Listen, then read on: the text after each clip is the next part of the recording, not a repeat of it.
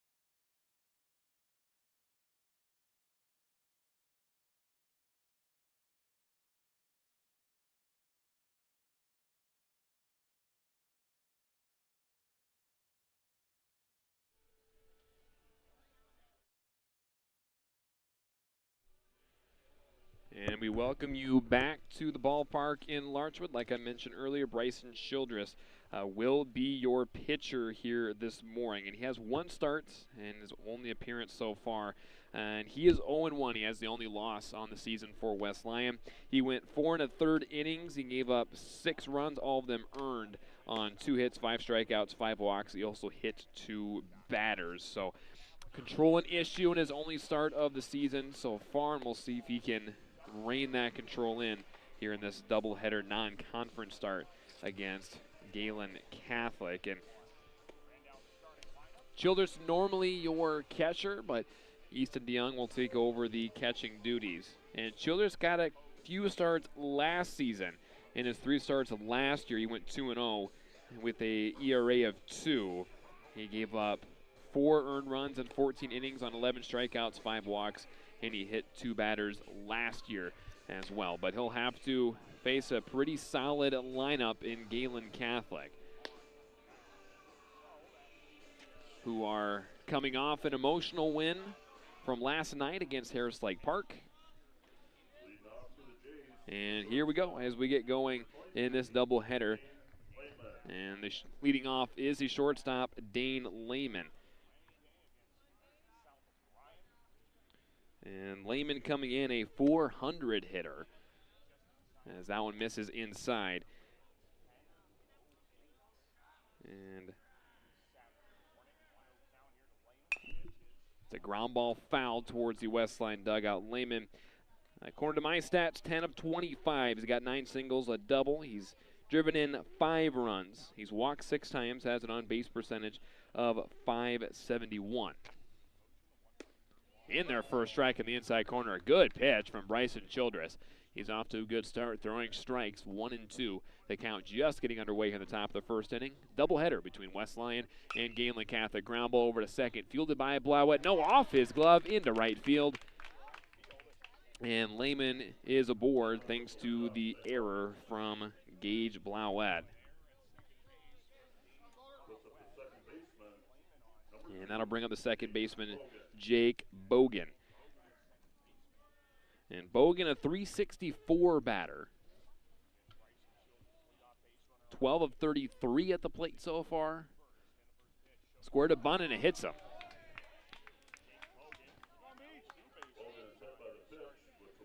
So still nobody out. And runners at first and second here for Gehlen Catholic. That'll bring up Braden Horkey. Horkey, a .241 batter, 7 of 29, 6 singles, 1 double, 7 RBI. He's walked 4 times, and an on-base percentage of .333 from the stretch. The pitch misses low as Horkey squared to bunt, pulled it back. And we got a new camera set up. We brought out the camera that we normally use to film football games for Huddle, and I'm liking the new setup. And that's a bunt that gets down to Schoening. Schoening's only play is to first, and he gets that out, but Gehlen Catholic moves the runners up to second and third. I'll go down as a 3-4 putout with Gage Blauett covering first. That'll bring up the left fielder, Dylan Pocus. So some early trouble here for Bryson Childress.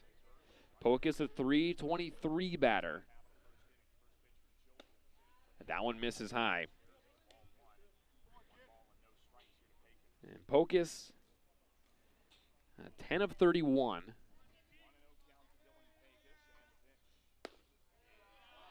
Now it misses away, and we actually have Lamar's radio to my left, and I think I've been saying Pocus' name wrong. I think it's Pecos, so Dylan Pecos. 2-0 is the count. Misses high and inside. Pecos, 6 singles, 3 doubles, 1 triple, 6 RBI, 4 walks, and on-base percentage of .447. 3-0 count. In their first strike at the knees, down the heart of the plate. So Childress in some early trouble here in the first inning. 11 pitches, 1 out, and runners at second and third. Swing and a miss on the 3-1 pitch. Childress pulled the string there, 3-1. And Pecos aggressive out in front of it. From the windup, the 3-2, swing and a miss in the dirt. Throw over to first is in time. Great job by Bryson Childress, working back from a 3-0 count to strike out Pecos, and that'll bring up Jackson Kramer. Kramer is the catcher. Kramer batting .297. That one in there for a strike at the letters. And Kramer, 8 singles, 3 doubles, 10 RBI. He's walked 3 times. And it's a hard-hit ground ball. That's through for a base hit down the right field line. That'll score 2. There will be no throw to home, and it's an RBI single. And 2 runs come across for Gehlen Catholic. They have an early 2-0 lead.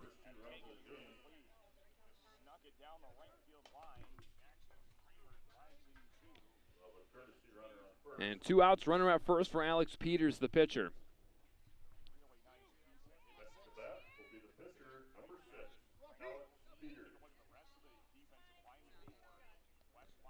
Peters, a .200 batter coming into the game.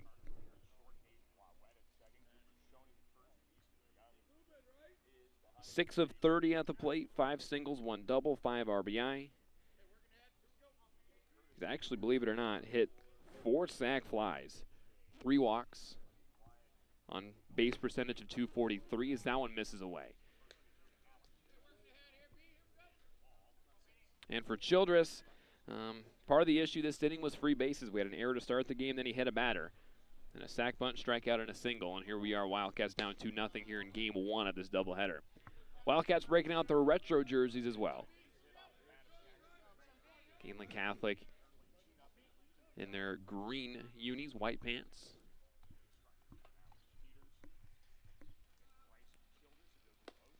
That's in their first strike in the inside corner. It's 2-1.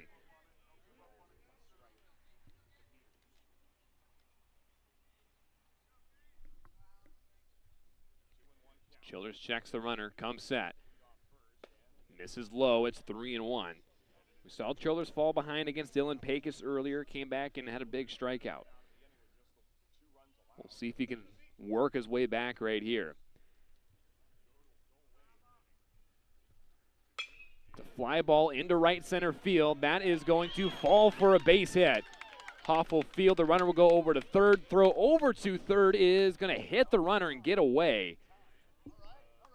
And Peters works up to second base, and there's runners at second and third. Gehlen Catholic threatening again.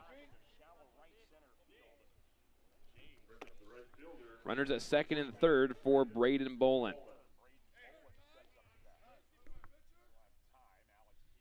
And a courtesy runner coming into the game for Gehlen Catholic.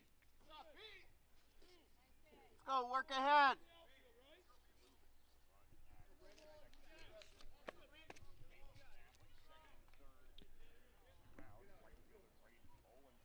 So here's Braden Bolin. A 133 batter coming in. Only 15 at-bats, though, however. He's 2 of 15, both of his hits being singles. He's walked once. He's been hit by a pitch 5 times this year. .381 is on base percentage. Misses high for ball 1.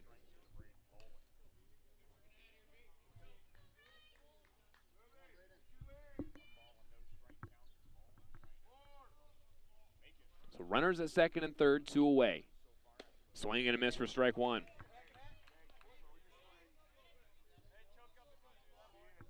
Usually always a competitive couple of games between these two whenever they meet, especially the past couple years. Swing and a miss on a pitch in the dirt. Good pitch from Childress, counts 1 and 2. We'll see if the Wildcat bats can battle their way back if Childress can get this out right here. From the windup, the 1-2 pitch from Childress is a swing and a miss for strike 3. There's out number 3, but not before Gehlen Catholic gets on top first. They scored 2 in the top of the first. We'll get you the bottom of the first after this. You're watching Westline Baseball on YouTube. We are the Gehlen Conference. We are the Sheldon Orals. The Siouxland Conference mantra is to compete on the court and support off the court. Compete with great sportsmanship and passion. To create a supportive relationship for a lifetime. We are the Sibley Cheating Generals, and this is the Siouxland Pact. R, represent. We will represent our school and the Siouxland Conference by showing up and showing out. We're the Rock Valley Rockets. And E stands for enhance. Make the atmosphere better for both players and fans. We are the Boyd Hall Comets, and S stands for support. Support can be shown by cheering for your team and having a positive attitude. We are the Okoboji Pioneers. And the P in respect stands for positivity, which means having an encouraging attitude towards those competing, officiating, and spectating, which leads to a positive environment. We are the Central Lyon Lions. The second E stands for example. As a student section, we will set the example for others before, during, and after competition.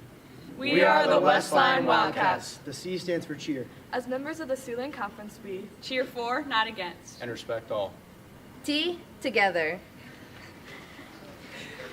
We unite to create a positive environment. Go Warriors! We are MOC Floyd Valley. This is the Siouxland Conference. Protect the Pact.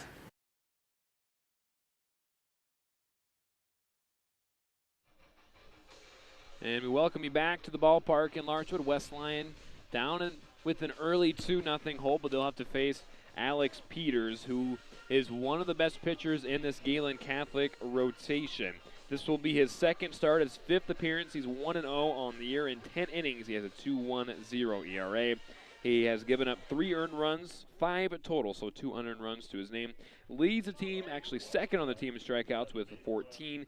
He's also walked 5. And we'll see what the Wildcat batters can do. Gotta try to do what they did last night to start the game. Scratch runners on, get good at-bats together as Gage Blauette looks at ball 1. And Blauette comes into the game a 154 batter as he grounds that one down at the right field, the first baseline, I should say, fielded, and a step on first for out number 1.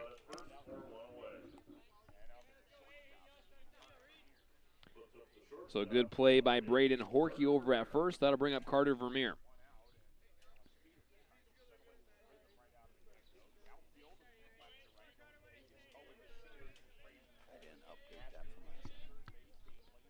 That's in the dirt for ball 1.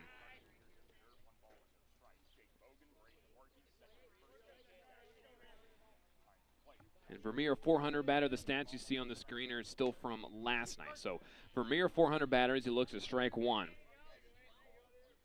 6 of 15, all 6 of his hits being singles, 3 RBI. He's walked 5 times, an on-base percentage of .571 as he swings and misses for strike 2.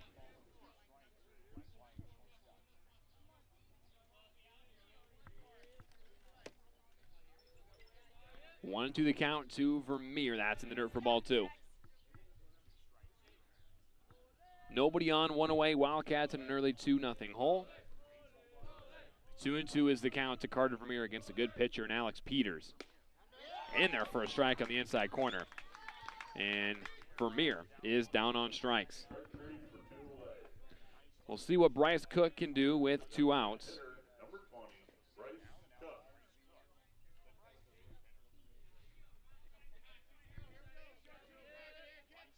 So Bryce Cook at the plate as he looks at strike 1. Peters doing a good job of pounding that strike zone.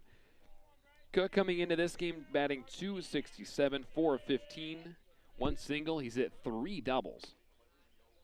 That's in their first strike, too. 0-2, Bryce Cook falls behind. Cook also 3 RBI. He's walked 6 times, an on-base percentage of .522. Swing and a miss, strike 3. Wildcats go down in order. It's a 1-2-3 inning for Alex Peters. We've played 1 complete. We'll get you to the top of the second after this. You're watching West Lyon Baseball on YouTube.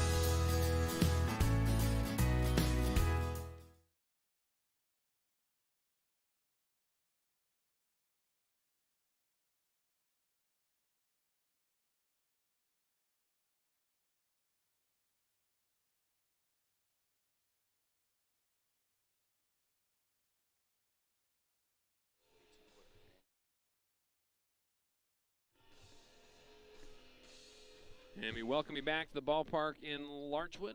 Top of the second inning. Gehlen Catholic up 2-0. Bryson Childress, 23 pitches in the top of the first inning, but on the other side, Alex Peters only threw 10 pitches in the bottom of the first. Westline batters are going to have to start piecing together some better at-bats if they want to get back in this game. But here is the center fielder for Gehlen Catholic. It's Owen Sievers. 2-0 is the count to Sievers. And the 2-0 pitch is a fly ball into left field. Roeder going back. He'll settle underneath it and make the catch for out number 1. Hard hit ball into left field, but a good read by Roeder to reel it in. That'll bring up the 9 batter, the third baseman, Ashton Buden. And he is a 207 batter. And their first strike on the outside corner. And he has 5 singles, 1 double. That one misses for a ball. 5 RBI on the year, 3 walks, an on-base percentage of .303. High and outside. And Childress falls behind in the count here, 3-1. That was kind of his issue in his start earlier in the year. 3-1 pitch. Soft pop-up, shallow center field. That's going to fall for a base hit. Just hit it in the right spot between Vermeer, Blauetz, and Hoff. They did not have a play, and it's a single with 1 away in the top of the order now at the plate for Gehlen Catholic and Dane Lehman. Lehman reached on an error his first time up back in the first. He came around to score the first Gehlen Catholic run.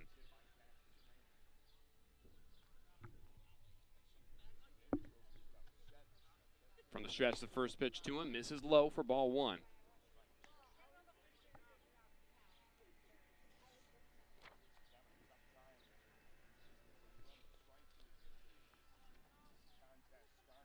And Lehman a solid game against Harris Lake Park last night as he fouls that one away for strike 1. Back and forth battle that Gehlen Catholic had with Harris Lake Park, with Gehlen Catholic ultimately winning on a walk-off. But Lehman, 1 of 4, but he drove in 2 runs, also walked. So he reached a couple different times, so coming off a pretty solid game. Already reached on an error as Childress threw back to first, and throw was not in time.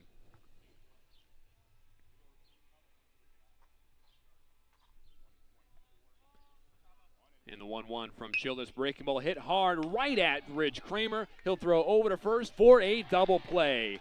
Great job by Ridge Kramer, and a great job by the Wildcats getting out of the inning with that double play. So Bryson Childress faces the minimum there. We'll see what the Wildcats can do at the plate. You're watching Westline Baseball on YouTube.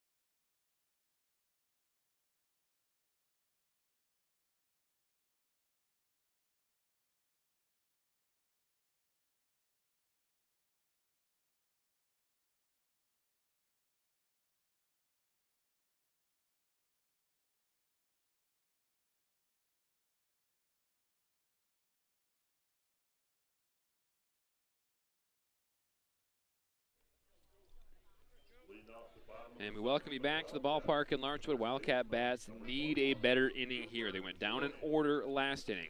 Ground out, strikeout, 4, 5, and 6 due up here. And here's Cooper Schoening. He's off to a good start this year as he looks at ball 1. Schoening batting .412 coming in. He's 7 of 17, all 7 of his hits being singles. He's driven in 6 runs, walked 3 times, and on base percentage of .545 as he looks at strike 1. Count is even at 1-1. And from the windup, the 1-1 pitch is a ground ball up the middle. Going to be a tough play, and Schoening is in there safely with an infield single.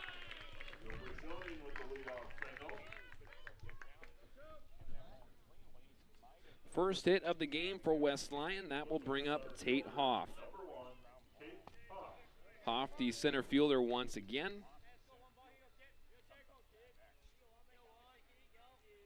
And Hoff batting .263 coming into the game. Swing and a miss for strike 1.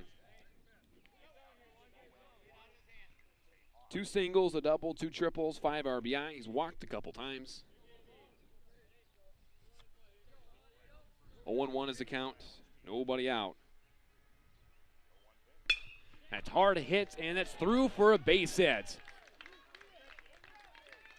First 2 runners are on for West Lyon as Tate Hoff gets his 6th hit of the year. 2 singles to start the inning. That'll bring up the pitcher, Bryson Childress.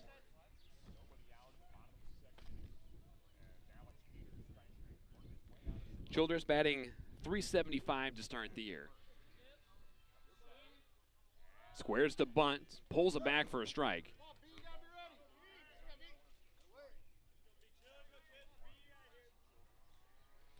Childress 6 of 16, all 6 of his hits being singles, 8 RBI, 5 walks, and an on-base percentage of .545. He'll square to bunt again. He'll get it down this time. Throw will be to third, and it's in time. Bunted that a little too hard back to the pitcher, and Childress will reach on a fielder's choice.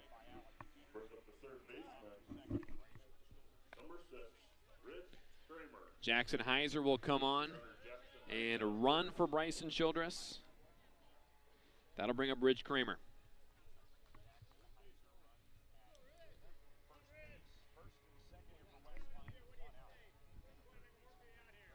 Kramer off to a solid start at the plate. Pitched a pretty solid game last night. Went 6 innings, gave up a couple runs as he looks to strike 1. Kramer 3 of 12. 2 singles, 1 double, 5 RBI. He's walked twice, an on-base percentage of .357. As he hits that one down the line, and it's a fair ball. Here comes Hoff, and he will score. And it's an RBI single for Ridge Kramer.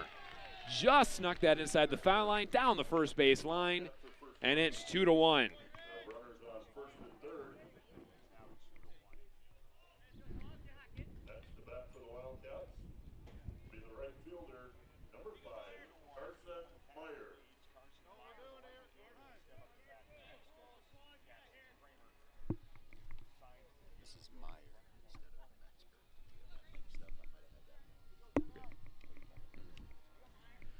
And now batting is Carson Meyer. Meyer only 3 at-bats as he'll swing at that one. It'll go out of play for strike 1. Meyer, for the most part this year, has been DH'd for. He's played a lot of right field, but limited at-bats, getting the start here in the lineup today. He's 0 for 3. Has a run scored, I'm assuming as a courtesy runner. 0-1 pitch, misses high and away. And Meyer had a good year playing football this past fall. He was an all-state defensive back. Looking to do some damage with runners at the corners for West Lyon. Square to bunt, will pull it back. An aggressive lead by Jackson Heiser with West Lyon trying for a squeeze play. Not a suicide squeeze, a safety squeeze. 2-1's the count. We'll see if the squeeze is still on. Throw back to first. Almost gets away. Steal situation, not a bad idea to throw it on over to first.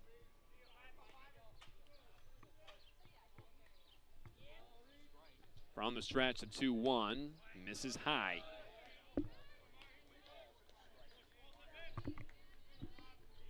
3-1 is your count to Carson Meyer. Still looking for his first hit of the year. Played well in right field when he's gotten the chance. 3-1, misses high, he draws a walk. The bases are loaded for Keegan Rodert, still only 1 out.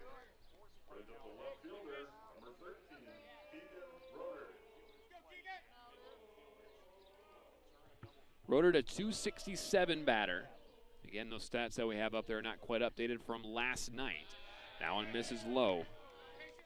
Rodert, 415, 4 singles. He's driven in 2 runs, 2 walks, and on-base percentage of .353. Big at-bat here early in the game. That one misses high and inside. Rodert ahead in the count. Rodert got a base hit last night. He's had a good bat lately.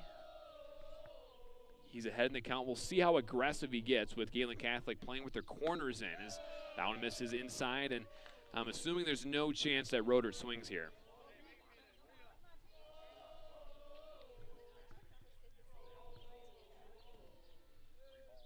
And here is your 3-0 pitch. Yeah, that one's in there for a strike.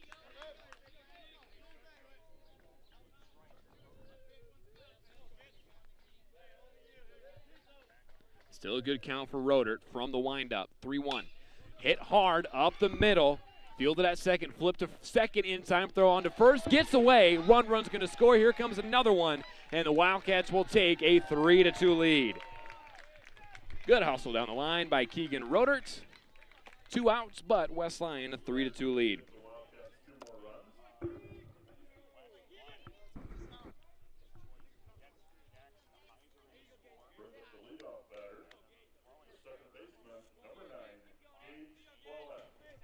And that will bring on the top of the order in Gage Blauwet. And that's going to hit him. Runners at first and second now. 3-2, the West Lyon lead. That'll bring up Carter Vermeer. He struck out his first time up.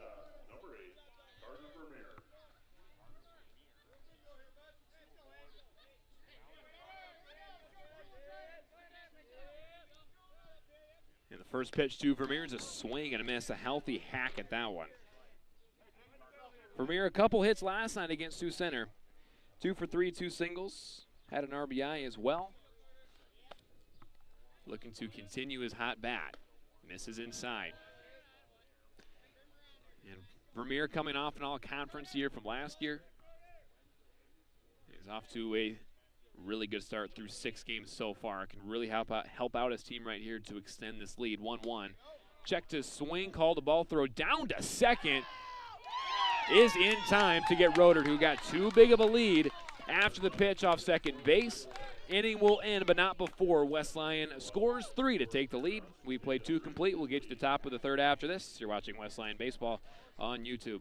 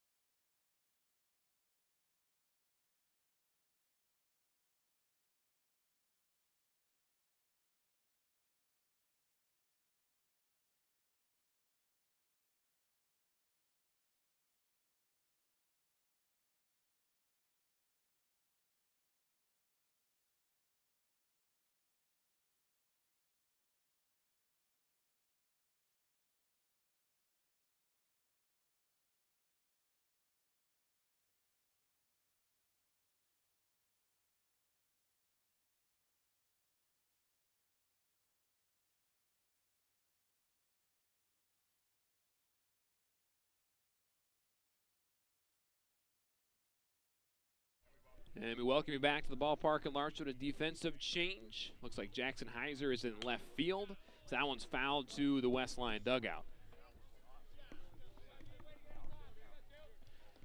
Count is 0-2.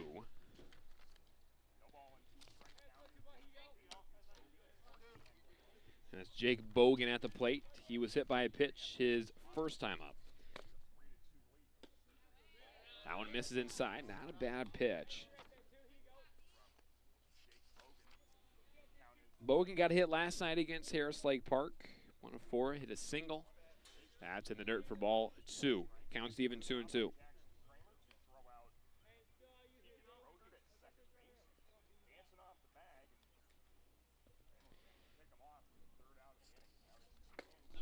And that's a swing and a miss for strike 3. And Childress gets himself a strikeout. And there is one away here in the 3rd inning. Here's Braden Horkey. He laid down a sac bunt his first time up. Got runners up to 2nd and 3rd. Swing and a miss for strike 1. Seeing Childress settle down here a little bit, settle in. 0-1 the count. Another breaking ball in there for a strike. Horkey, I believe I mentioned this last time, but a .241 hitter. 6 singles, a double, 7 RBI on the season. He's walked 4 times as that one misses high. His on-base percentage is .333.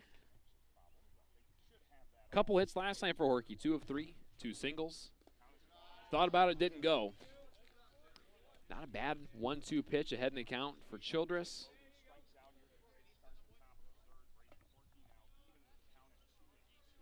And from the windup, the 2-2. Not missing by much. The count runs full. So 3-2 count after Childress worked ahead 0-2. Here's his 3-2. In there for strike 3. Back-to-back strikeouts to start the inning for Bryson Childress. And there's 2 away for Dylan Pecos. Pecos struck out his first time up.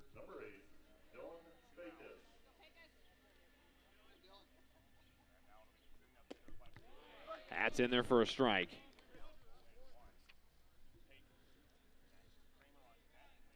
Pecos a hit last night, 1 of 3, as he grounds that one foul down the first baseline. It was close. Pecos also walked last night. He got on a couple different times. Gehlen Catholic just played in a back-and-forth game against Harris Lake Park last night, winning 7-6. Looking like this one might be something similar as he swings and misses for strike 3. 3 strikeouts in this top of the 3rd inning for Bryson Childress. He's settling in nicely. We'll get you the bottom of the 3rd after this. You're watching Westline Baseball on YouTube.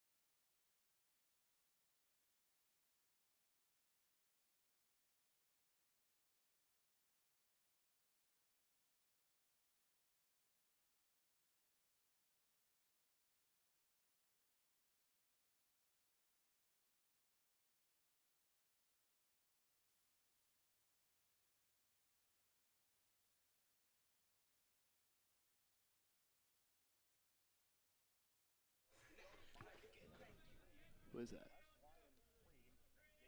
Who is it? Welcome you back to the ballpark in Larchwood. We have a viewer on the deck in the apartments. Hey, Evan Grotwald. What's going on, man? But at the plate is Carter Vermeer, and he looks at ball one.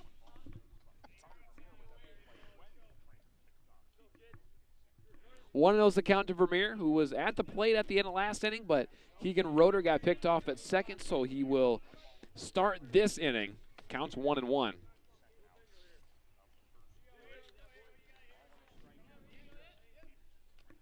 1-1 pitch in the dirt. 2-1, a good take.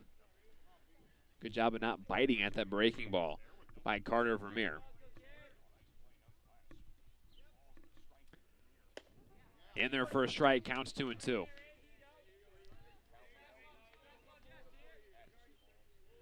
So nobody on, nobody out, just getting underway in the bottom of the third. 2-2 pitch. Fouled it away.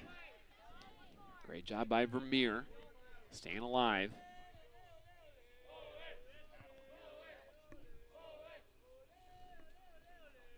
And Peters, after only throwing 10 pitches in the first, threw about 25 in the second as he almost gets strike three. That did not miss by much. Counts 3-2.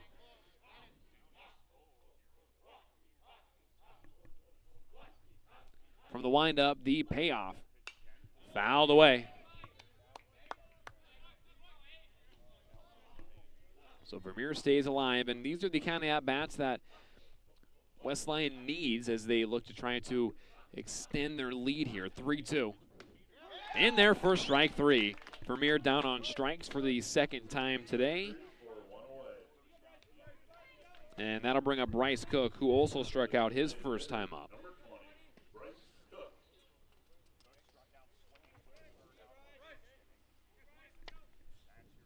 First pitch to Cook is hit hard into right center field. And that ball is going to fall for a base hit. Cook going to second. He will stay right there. Bolin and Sievers ranging in on it, but they couldn't quite rein it in. And Cook is in there with a stand-up double. And already Bryce Cook, his fourth double of the year. He only has one single. But that'll bring up Cooper Schoening. Misses inside. Schoening singled his first time up.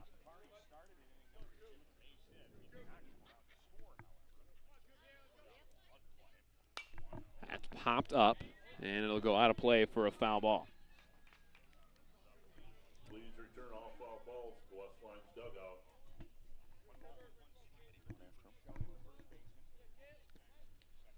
1-1. And that hit Schoening. Schoening is aboard for the second time today. Runners at first and second, still only one out. Bottom of the third in game one of this doubleheader. That brings up Tate Hoff. He singled his first time up. He came around to score the first West Lyon run of the game.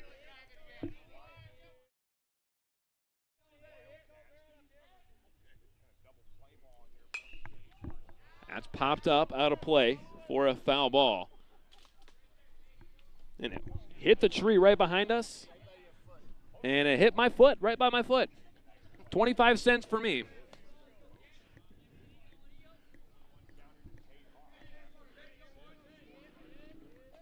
Oh, 0-1 the count to Tate Hoff. Misses high.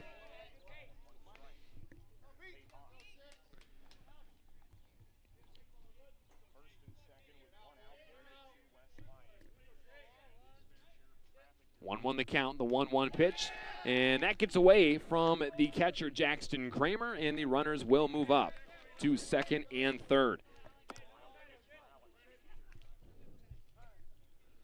And time called after the wild pitch. Kramer breezed through the top of the order in the first. Ground out, strikeout, ran into trouble last inning. Giving up 3 hits and 3 runs. Into trouble here in the bottom of the third as well. He struck out the first batter. And then Bryce Cook doubled. Cooper Schoening hit by a pitch. And then now a wild pitch moves both runners up to second and third.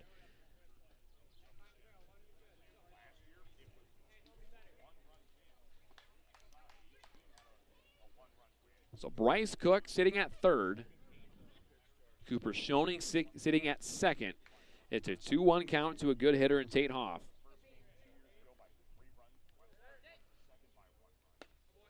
That's in there for a strike. Evens the count at 2-2.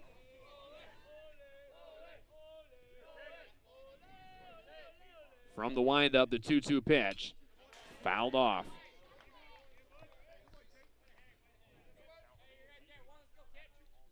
Hoff hangs in there.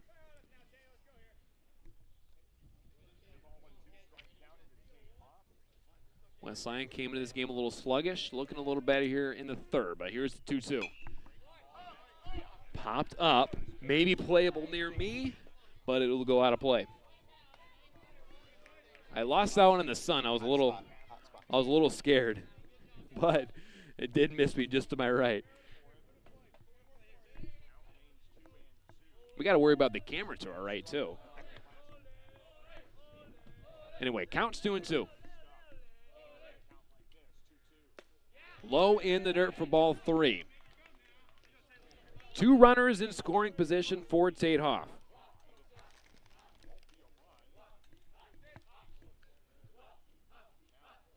And the payoff from Peters is a foul ball.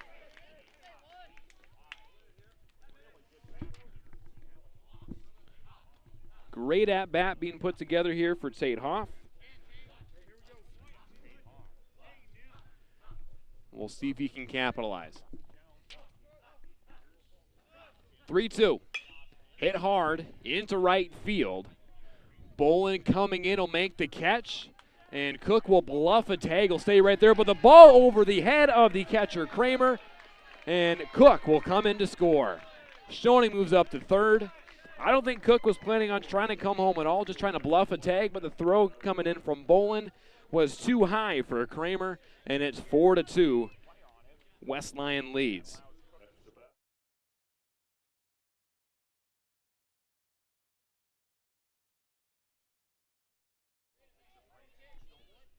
So still a runner at third with 2 away for Bryson Childress.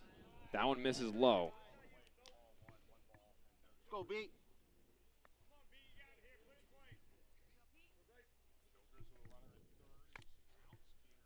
1-0, misses high.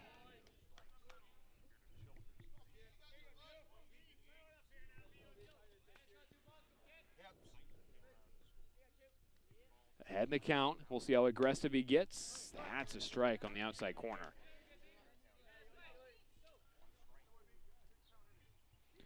Childress reached on a fielder's choice, tried to lay down a bunt, but they ended up throwing the runner out at third. Misses high and tight. 3-1 is your count.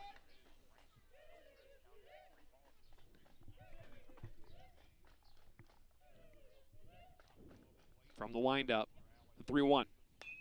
Check to swing, a foul ball again right at me, but it hit the fence. Must have a baseball magnet on me.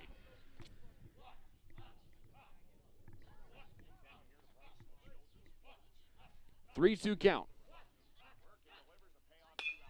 That's a ground ball over to second. And it's going to be a tough play, but the pitcher covering. And the throw is in time for out number 3. But not before the Wildcats score one more. They lead 4-2. We'll get you the top of the 4th after this. You're watching West Lyon Baseball on YouTube.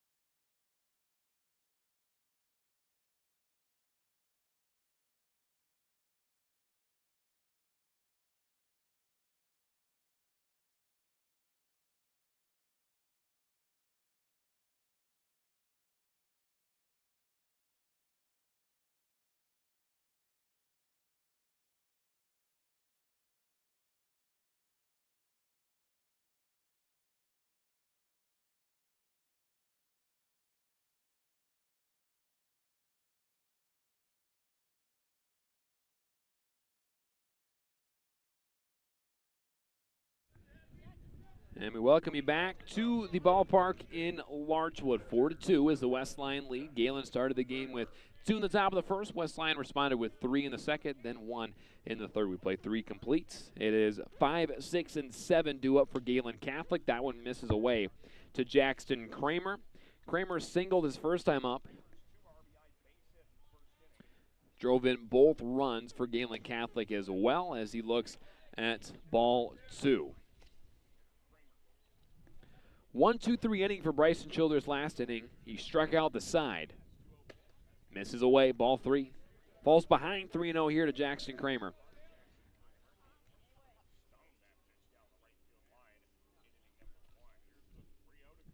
3-0 misses low. It's a 4-pitch walk to start the inning for Bryson Childress, and it's kind of how the wheels fell off a little bit in the first. A free base, couple free bases to start the game. Here's a free base right here, and Alex Peters, the pitcher, is now batting. He also singled his first time up.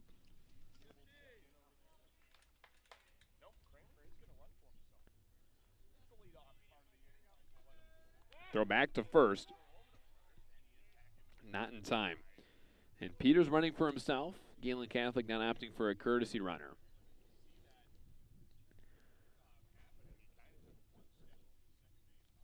Four to 2, the West Lion lead. Throw back to first again not in time.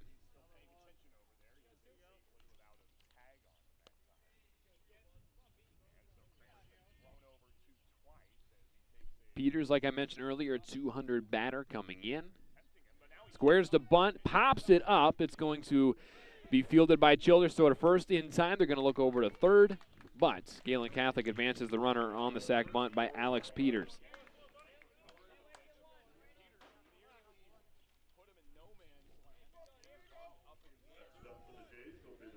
Here's Braden Bolin. Bolin struck out his first time up.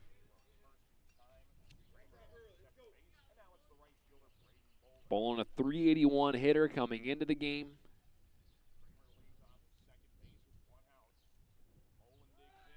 They're going to check the runner at second. Keep him honest.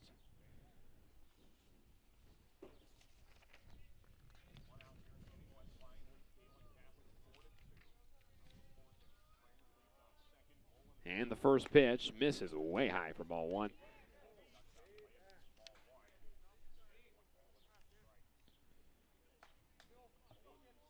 Bolin went 0 for 4 last night, but looking to change his fortunes here.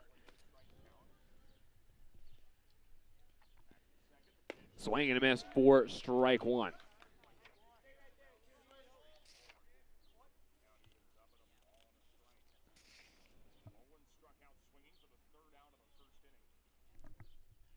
One and one is the count. Childers taking his time, looking for a pitch.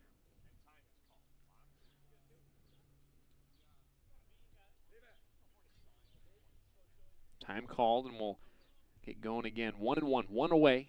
Runner at second here for Gehlen Catholic.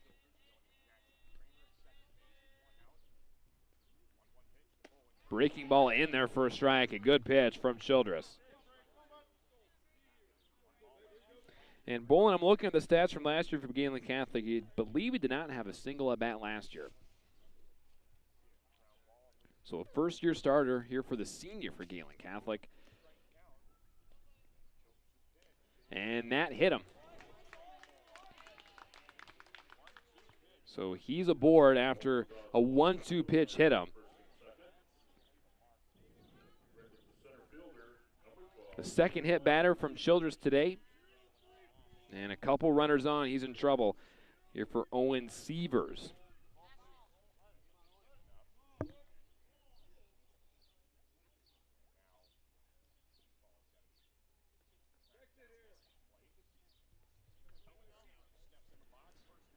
So Sievers flew out to center his first time up.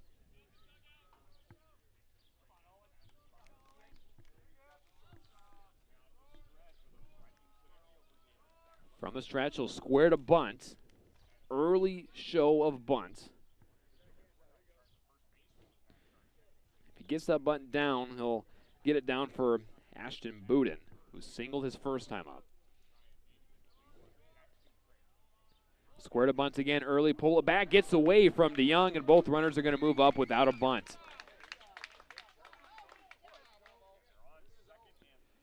So runners at second and third, the tying run at second base now. Still only one out.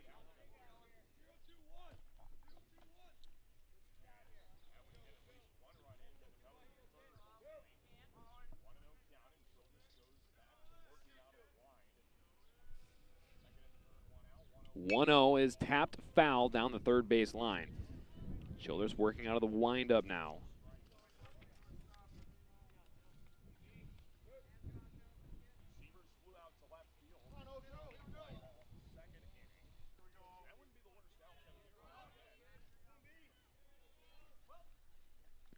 One and one is the count. And the pitch. Breaking ball in there for a strike right at the bell. A good pitch from Childress. That curveball has been working for Bryson Childress.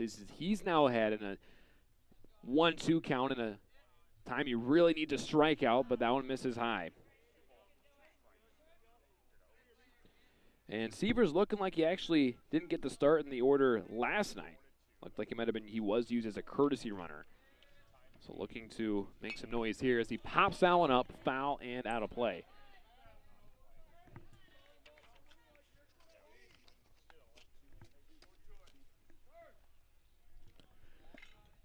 Counts 2-2. 2-2 pitch. Breaking ball. Just poked his bat out. In foul territory, Kramer will make the catch for out number 2. Seaver's just kind of protecting the plate there, but he popped it up to Kramer at third base. That'll bring up Ashton Budin. Now there will be a courtesy runner on third for Gehlen Catholic. Budin singled his first time up back in the second, but he was picked off at first after a line drive that was caught by Ridge Kramer.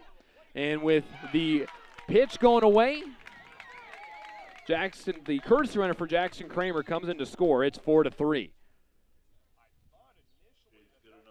was a close play. DeYoung almost got it to Childress, but it's now 4-3 West Lyon leads.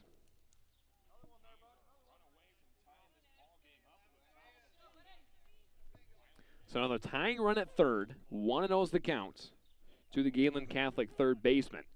Fastball hits him. Second hit batter of the inning. Runners at the corners now.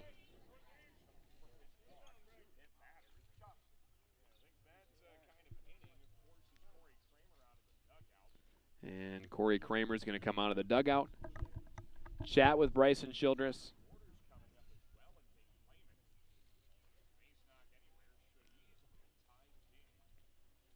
And Childress, his start so far has been a little up and down. Had some control issues really throughout. The first inning he gave up 2. And those 2 runs that came around to score were a runner that reached on an error and then a runner that Childress hit.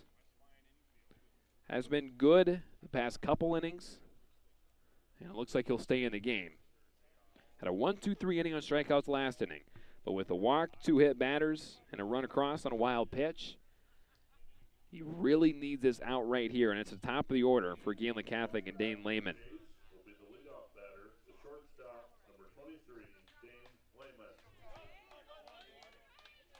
Lehman 0 for 2. He reached on an error in the first, and he lined out to Ridge Kramer in the second. And they're going to try an early steal, and they get over to second base. Trying to get Bryson Childress to balk. He didn't bite. Priority was to home there. Childress stepped off, but he didn't do anything. From the windup, curveball misses low. Not a bad pitch.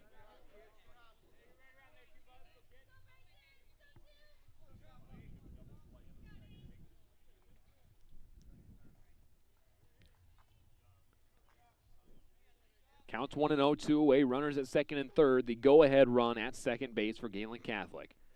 Fastball misses away. And now Childress behind on a good batter. And Dane Lehman. A 400 batter coming into the game. 2-0. Ground ball over to West Lyon's dugout. And that's strike one. Hit hard just out in front of it.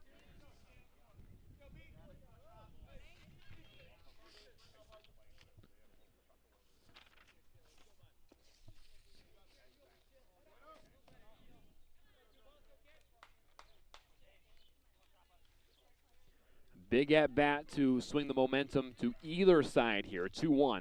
Breaking ball hit hard in the left field. Heiser going back, and he will not make the catch over his glove. 2 runs will score on an RBI double from Dane Lehman. Tough play for Heiser, couldn't quite come up with it, and it's 5-4. Gehlen Catholic leads.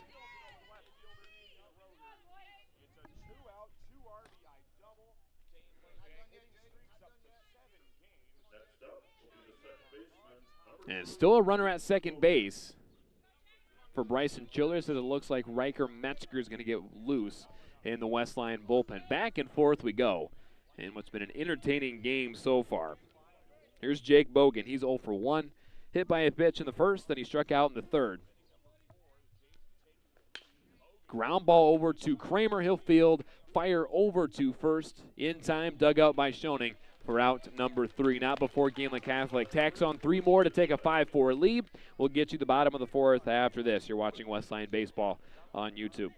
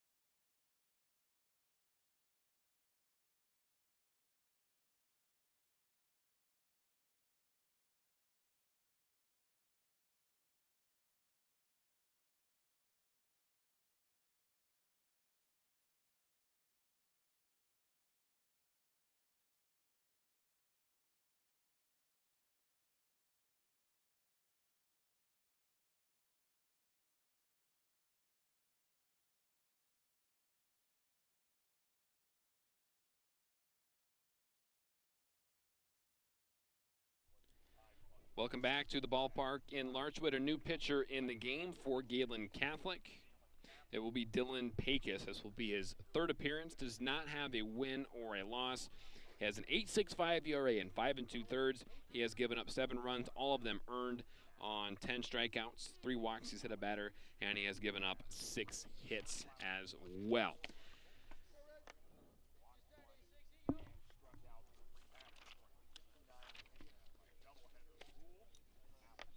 So Rich Kramer will lead it off for the Wildcats, with them now behind 5-4 here in the bottom of the 4th.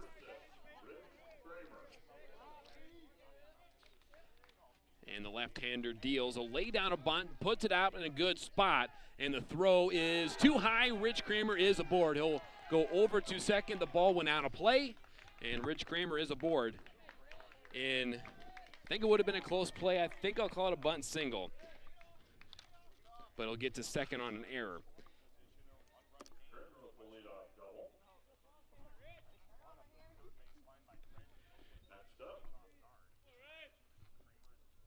That'll bring up Carson Meyer, his second at-bat, second plate appearance, I should say, of the game. He walked his first time up.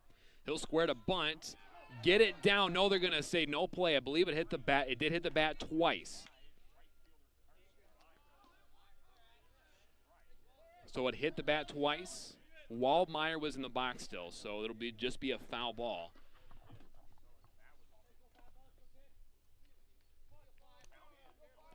But Meyer's still looking for his first hit of the year. As he hits that one hard up the middle, fielded at short, off the glove, and everyone safe. Lehman couldn't come up with it, and Meyer is aboard on an E6. So just like that, Wildcats threatening. Runners at the corners, still nobody out. And that'll bring up Jackson Heiser coming in for Keegan Rodert.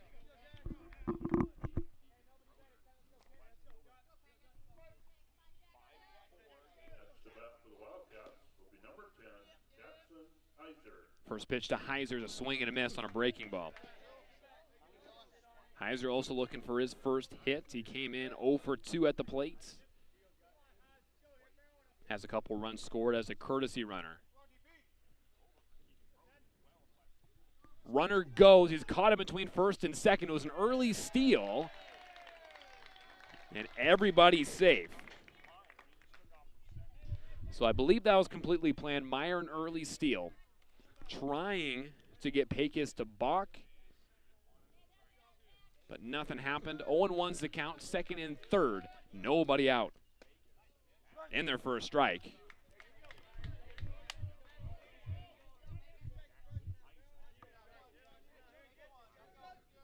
Would be a great time for Heiser's first hit of the year. Swing and a miss for strike 3. That'll bring up the top of the order and Gage Blauette.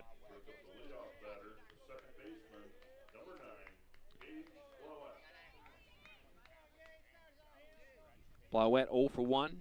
A ground out on a 3 unassisted as he looks at strike 1. Then he was also hit by a pitch in the second inning in that 3-run second for West Lyon. Misses outside for ball 1. Counts even at 1-1. And again, not surprising that these two teams are in a battle here. 2 one-run games last year when these two played in a doubleheader. West Lyon, I believe, taking the first one 7-6. Gehlen Catholic winning the second one 3-2. Swing and a miss for strike 2. West Lyon coming into this game 5-1, 5-0 in conference. Gehlen Catholic coming in 5-5 and 3-1 in their conference. That's hit into center field. Coming in is Severs. He'll make the catch. Kramer will take from third, and the throw is cut off. And Kramer in there at home. And a sac fly for Gage Blauette to tie up the game.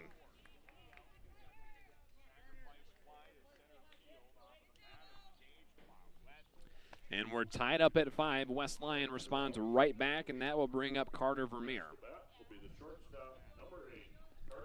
He struck out twice. We'll see if a new pitcher can give him some new life.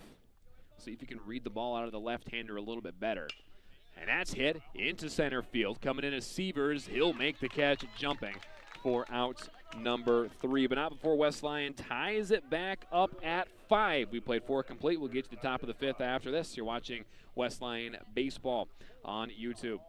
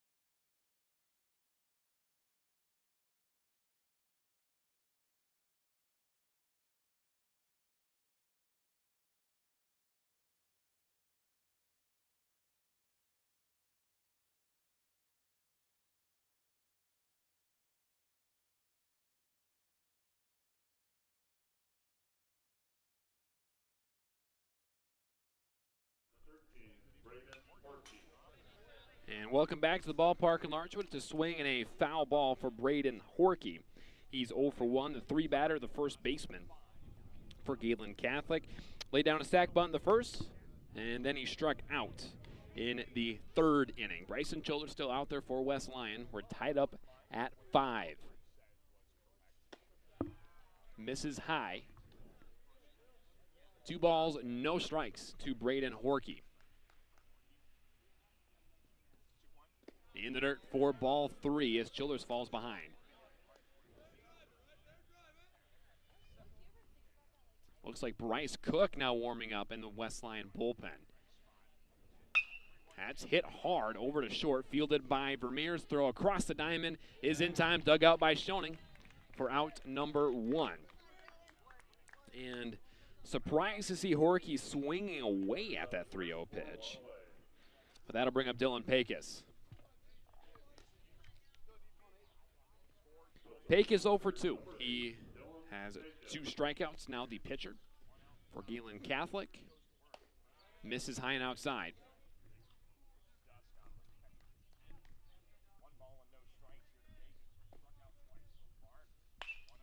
That's hit into right center field. Hoff coming in, and he'll make the catch for out number 2.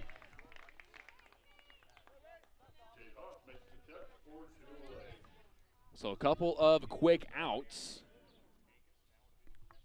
for Bryson Childers. That'll bring up the catcher, Jackson Kramer. 1 for 1. He has a base hit and a walk. Singled in the first, that he walked in the 4th. Came around to score the first run of the 4th inning, as that one misses high.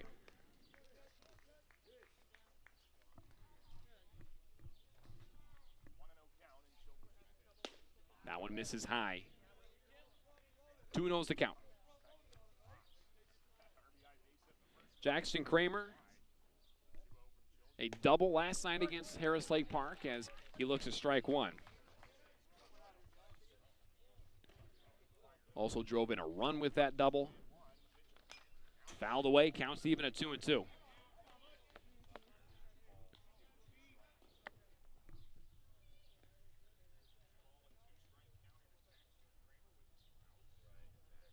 And the 2-2. Breaking ball, swung away at it. Dropped his bat, throw to first, a little high but in time for out number 3.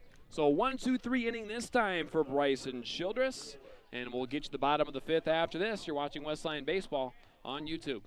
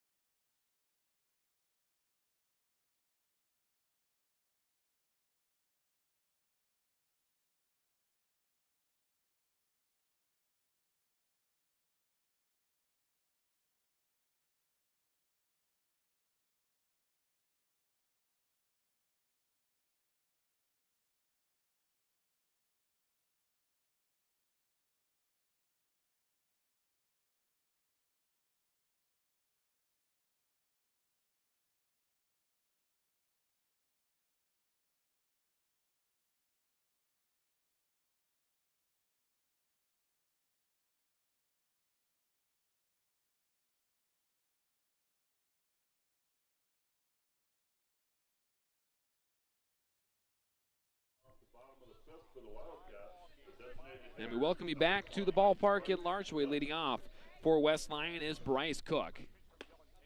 In their first strike on the inside corner. Cook 1 for 2. Struck out in the first, then he doubled his last time up in the 3rd. Came around to score. in there for strike two. As Cook, when he scored, kind of a savvy base running move. He bluffed a tag, forced a throw from right field, went over the head of Jackson Kramer at the plate, and then Cook came around to score. That's fouled out of play on the 0-2 pitch.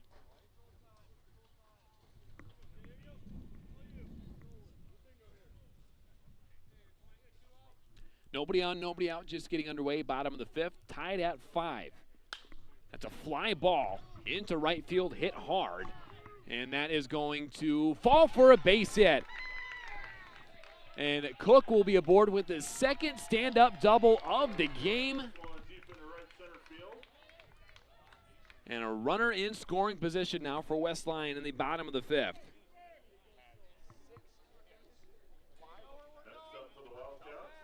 Ball just over the head of Sievers. And that'll bring up Cooper Schoening. Courtesy runner on second will be Mason McCarty.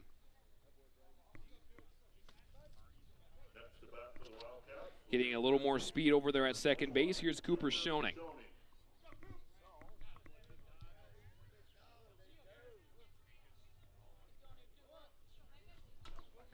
Schoening's 1 for 1.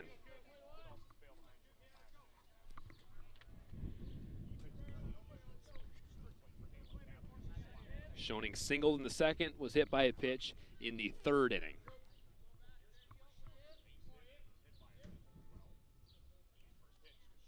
In the dirt, ball 1.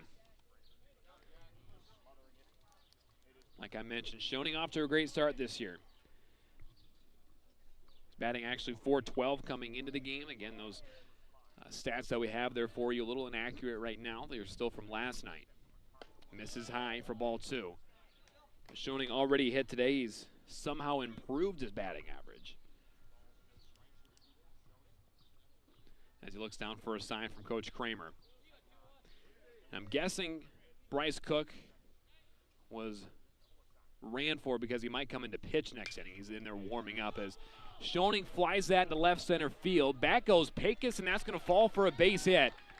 Here comes McCarty. He will score. And the Wildcats retake the lead 6-5. Thanks to an RBI double into left center field by Cooper Schoening.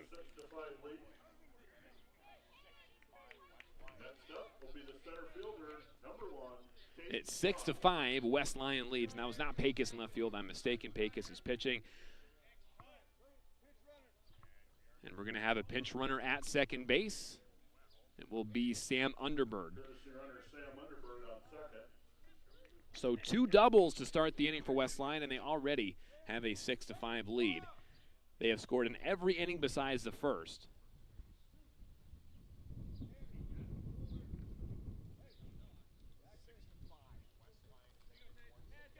Here's Tate Hoff. He's 1 for 2. A single in the second. He flew out to right in the third.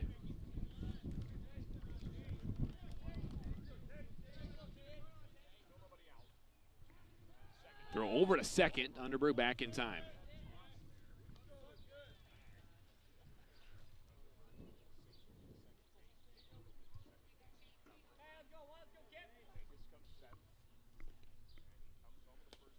That misses low for ball 1. And Tate Hoff coming off an all-conference year last season. That was a big bright spot in this state semifinalist team as he fouls that one. A weird spin on that as that goes into Gehlen Catholic's dugout. Hoff last season a .351 batter. Drove in 21 runs.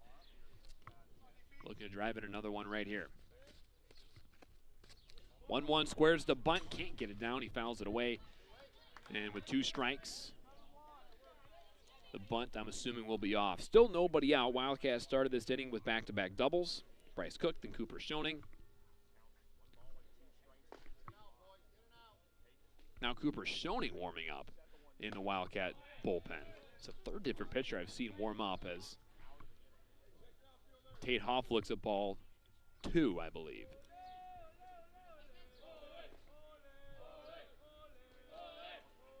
Two. Swing and a miss for strike 3. Hoff down on strikes for the first out of the inning. That will bring up Bryson Childress. Childress is 0 for 2. He reached on a fielder's choice. And then he grounded out in the third. Swing and a miss for strike one. Runner at second base for Westline. They've scored 3 in the second, then 1 run in the third, fourth, and fifth inning. Obviously, the fifth inning still a work in progress here with only 1 out. In there for a strike on the inside corner and at the knees. Good pitch from Pecos as he's settling in a little bit after giving up back-to-back doubles this inning. Time called.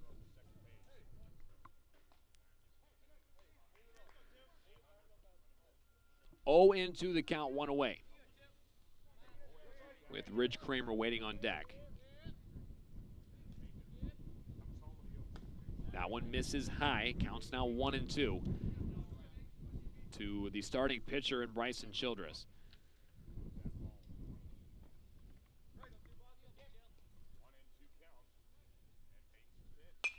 That one's popped up.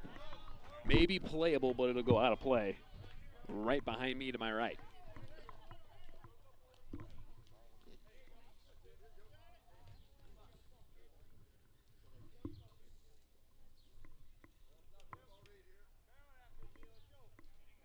One and two, still your count to Bryson Childress. As Pecos comes set, and he'll deliver the 1-2. Swing and a miss, strike 3.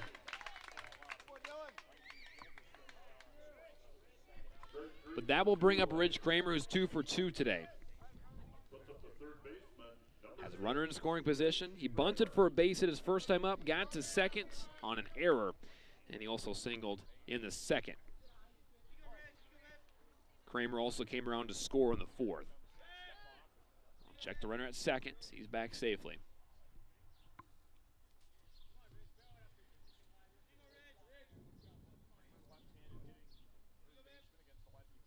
Swing and a miss, strike 1.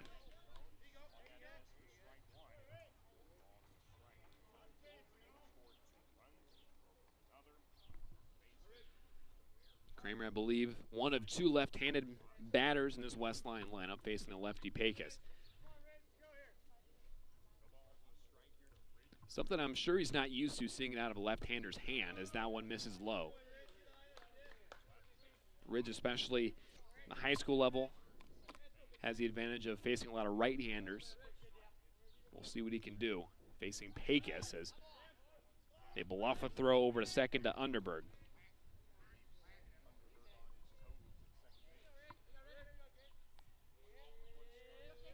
1-1.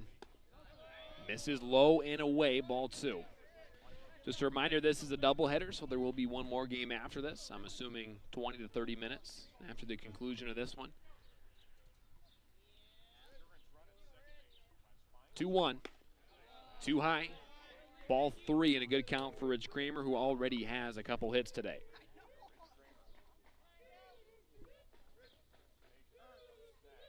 Kramer calls time.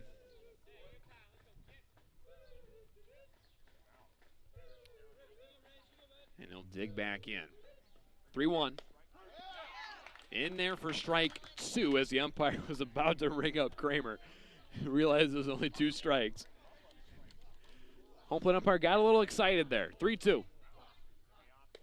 There's strike 3 as the umpire finally gets to ring him up. But that's 3 outs, but not before Westline scores 1 to take the lead at 6-5. We played 5 complete. We'll get you to the top of the 6 after this. You're watching Westline Baseball on YouTube.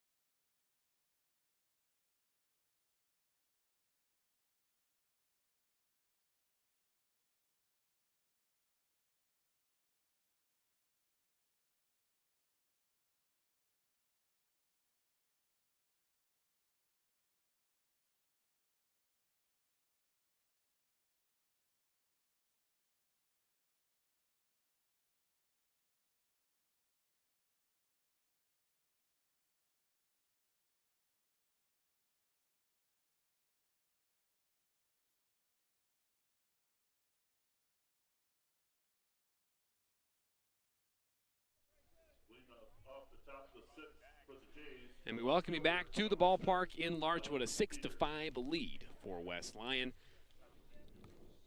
And it's been an exciting game so far, but here's Alex Peters. He was the starting pitcher, now in left field for Gehlen Catholic. He's 1 for 1. Singled in the first, and then he laid down a sac bunt in the fourth. He hits that one hard in the left field. That's going to be a foul ball. So a very loud strike number 1. He's just out in front of that fastball from Bryson Childress.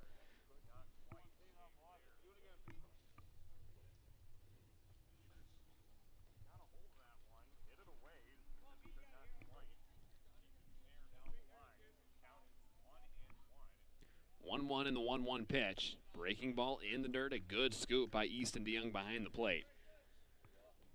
Childress up to, I believe, around 96 pitches, if the scoreboard's correct, but the 2-2. In there, first strike. 2. Actually, the scoreboard was wrong on the count. Now it's 2-2.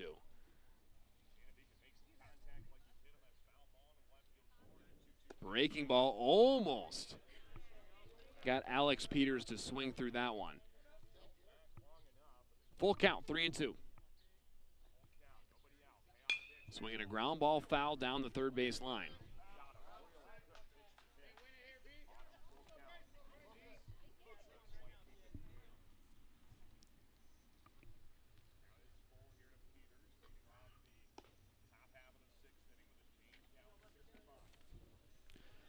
Nobody on, nobody out, a full count to Alex Peters. Fly ball into left center field. Going to be a tough play. Coming in is Roeder. He'll make the catch. A great play on the run. Keegan Roeder back there in left field. Comes in, makes a great catch for out number 1.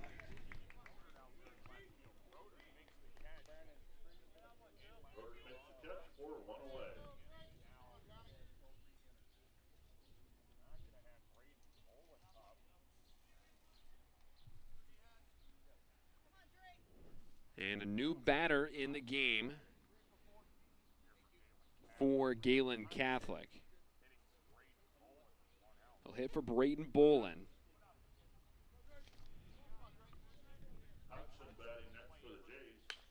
And that is a foul ball out of play down the third base line.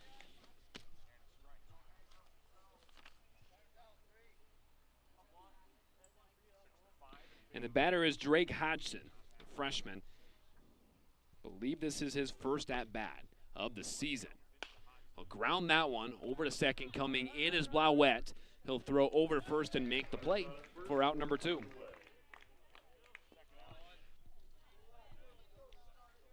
That ground ball just kind of died in that grass, and there's 2 outs, 2 quick outs for Bryson Childress. And for Childress, he just kind of got into some trouble in the first and the fourth. His control kind of got away from him, but besides those couple rough innings, he's pitched well. But here's Owen Sievers. Swing and a miss. Strike 2, and Sievers 0 for 2. A fly out and a pop out to his name so far. Hard hit ground ball over to Kramer off his glove. Fielded by Vermeer. His throw to first, not in time.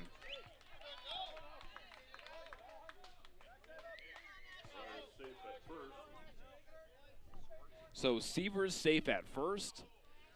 And I'm going to call that an error. We'll see what Coach Balta rules that over in the West Line dugout. We'll see what Gehlen Catholic rules that. They'll probably have 2 different rulings in 2 different dugouts. Throw back to first, not in time.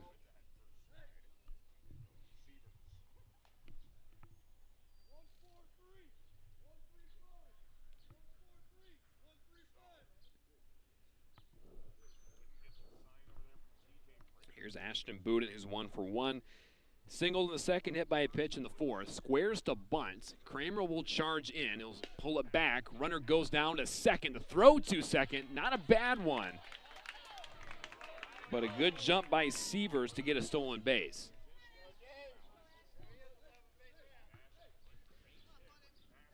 If that one's a strike, I think DeYoung throws out Sievers at second. 1-0 is the count. High and tight for ball 2.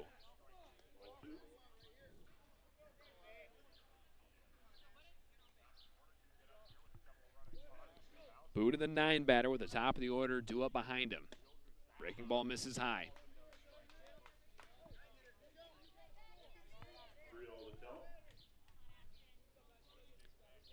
Childers falls behind 3-0.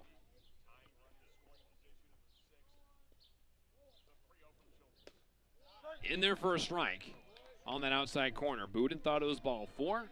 Home plate umpire disagrees.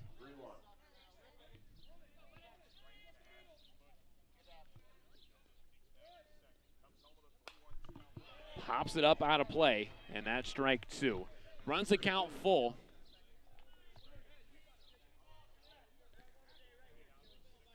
Runner in scoring position here for Gehlen Catholic. Big pitch for either side. That's the tying run at second base. Childress comes set and delivers. The 3-2 is popped up in shallow center field. Blauette will call for it. He'll make the catch for out number 3. So Gehlen Catholic threatens, leaves a runner at second base. We'll get you the bottom of the 6th inning after this. You're watching Westline Baseball on YouTube.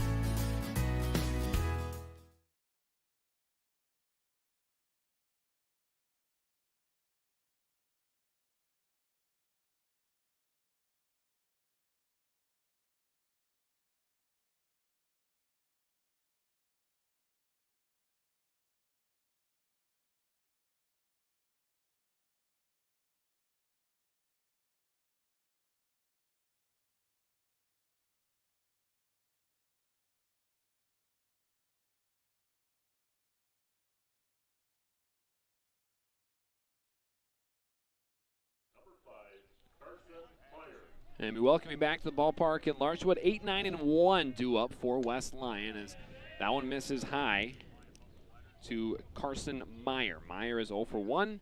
Walked in the second, then he reached on an error in the 4th. Swing and a miss for strike 1. Counts even 1-1.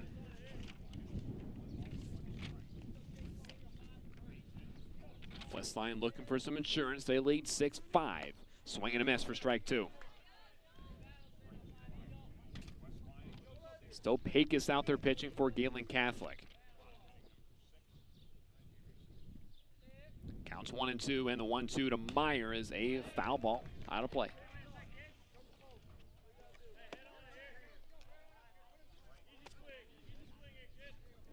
Meyer has mostly been used as a courtesy runner, but got these starts here in game 1 of this doubleheader. 1-2. Fouled it away, fought it off. Not a bad pitch from Dylan Pecos.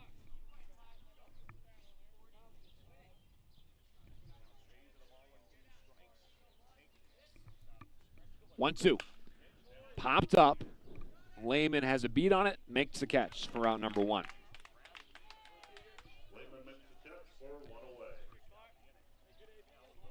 That'll bring up Keegan Rodert back to the plate. Rodert spent some time out of the game after he got picked off at second base. Came back in, made a good play in left field. But in his first at-bat, and his only at-bat so far, he reached on a fielder's choice as he swings and misses for strike 1. Bottom of the 6 has been an entertaining back-and-forth game, like it always is between these two typically. In there for strike 2 on the inside corner.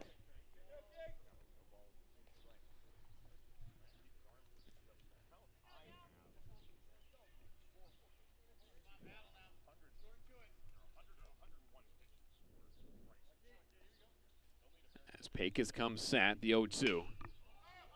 Popped up in foul territory, playable. They're going to take a look, but it will fall just inside the fence, actually just outside the fence for a foul ball. Actually, it was inside, bounced underneath, I believe.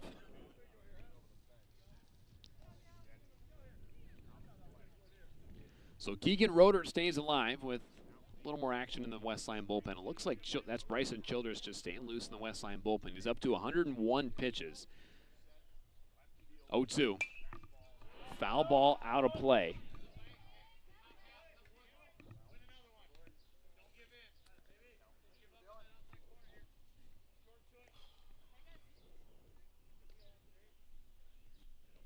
So great at bat being put together here from Keegan Roeder. The 0-2 once again in the dirt by his feet for ball one.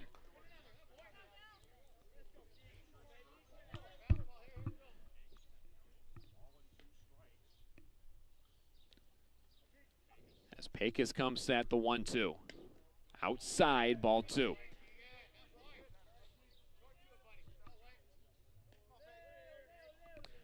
Nobody on, there's one out. Westline looking for some insurance as that's popped up into shallow right center field. And it can't be caught by Bogan. It falls for, I believe we'll call that a base hit. Didn't touch anybody's glove.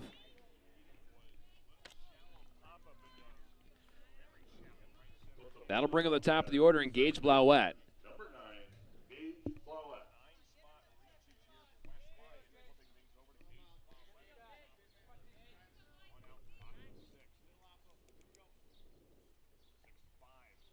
And Blauette 0 for 1. Squared a bunt. Throw back to first, not in time. Blauette grounded out in the first, was hit by a pitch in the second, then he hit a sac fly, drove in a run in the fourth.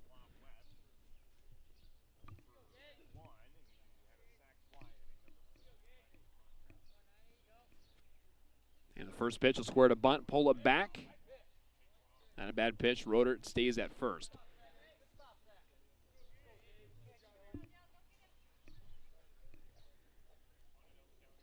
Wildcats 3 in the second, 1 run in the third, fourth, and fifth innings to have 6 runs. In the dirt, ball 2, a good stop by the catcher Jackson Kramer. Gehlen Catholic 2 runs in the first, 3 in the fourth.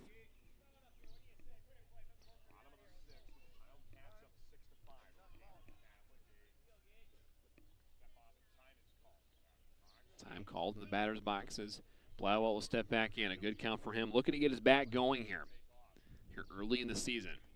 Runner goes. Ball on the dirt. Throw down to second is not in time. Keegan Roeder in there with a stolen base.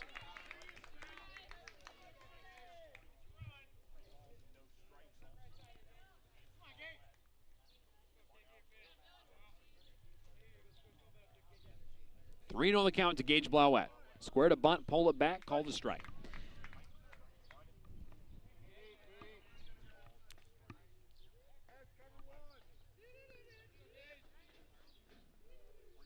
Three-one, misses high, ball 4. Blauette aboard for the second time today. Which is a walk for Gage Blauette, which puts runners on first and second for the Wildcats. Here's Carter Vermeer. The shortstop.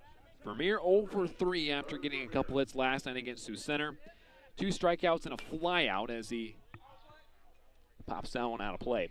Just looked a little uncomfortable his first couple at-bats. He hit a ball hard in the fourth inning when he flew out. We'll see if he can put it together here in this at-bat. Wildcats could use some much-needed insurance right here.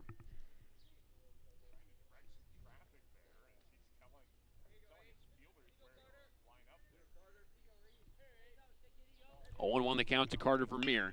Hits that one hard down the right field line. That will fall foul and out of play.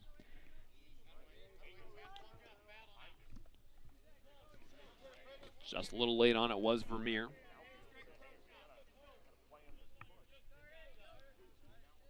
Oh, 2. High for ball 1. Gage Blauette at first, Keegan Roeder at second, 1 out.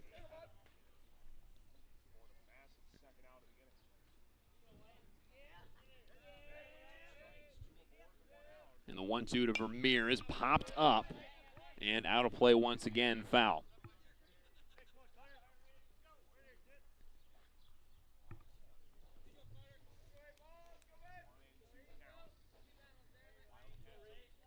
Good battle between Pecos and Vermeer in the dirt, and both runners will move up.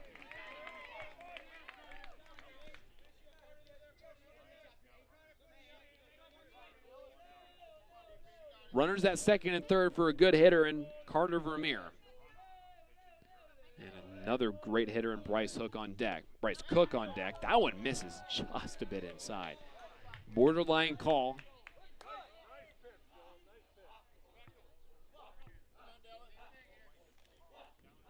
And the 3-2. Time called.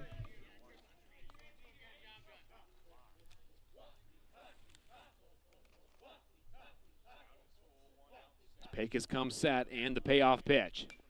Fouled it off. Great job by Vermeer.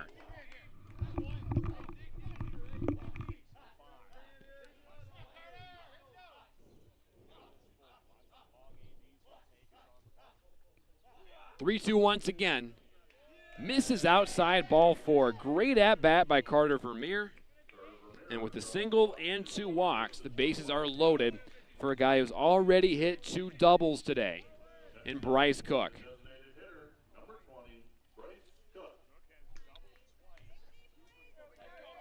He struck out in the first, doubled in the third, doubled in the fifth. In the dirt, ball 1.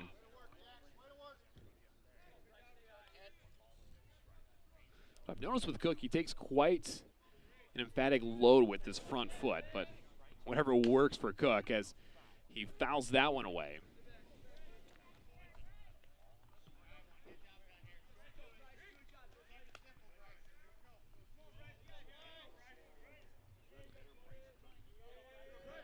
Counts 1-1, bases loaded. That's high, ball 2. Pecos in relief up to 65 pitches. Bryson Childers for the Wildcats has gone the full way. 101 is his pitch count. Ground ball up the middle for a base hit. Roeder scores. They're going to send Blauett around third. He'll score standing. And another clutch hit for Bryce Cook, his third of the game. And he extends the Westline lead to 8-5.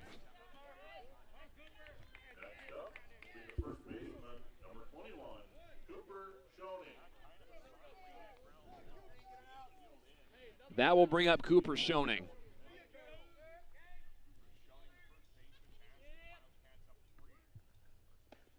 Low for ball 1. Schoening 2 hits himself today. A single in the second was hit by a pitch, then he doubled in the fifth. So he's reached every single time he's gone up to the plate. Still only 1 out as he flies that one into left field. That will fall for a foul ball. Down the left field line.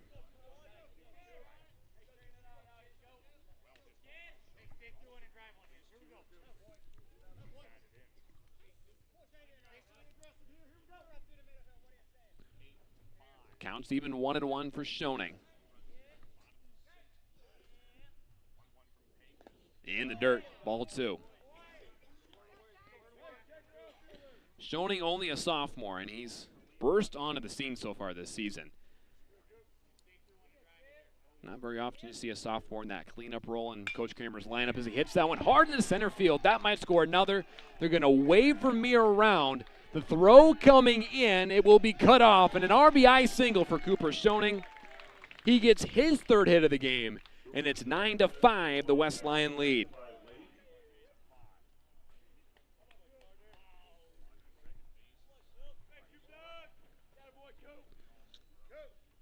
And they're going to have a meeting with Pecos at the mound.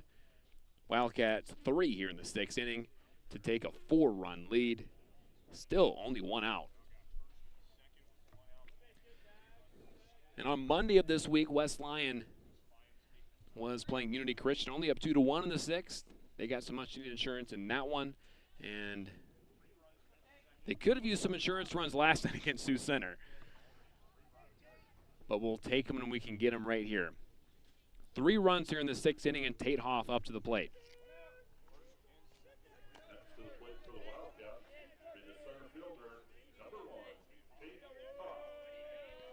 Hoff singled in the second, flew out to right in the third, struck out in the fifth as he looks at strike one. Runners at first and second. Schoening is at first. Bryce Cook is at second base. Hoff also came around to score and is at bat in the second. High and tight. Ball one.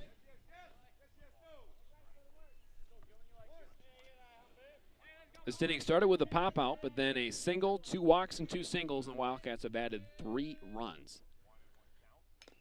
Foul tip, strike 2.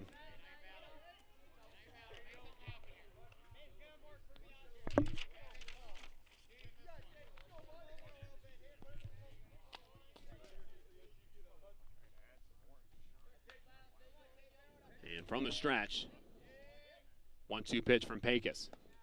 Low, ball 2. We saw Evan Grotwald in the camera earlier. Looks like he migrated over to Tanner Olson's apartment. Him and Tanner Olson out on their deck watching this game here this morning. 2-2. Ground ball chopped over to short, and it's going to go into left field for a base hit. Bases will be loaded. They'll hold Bryce Cook at third, and bases are loaded for Bryson Childress.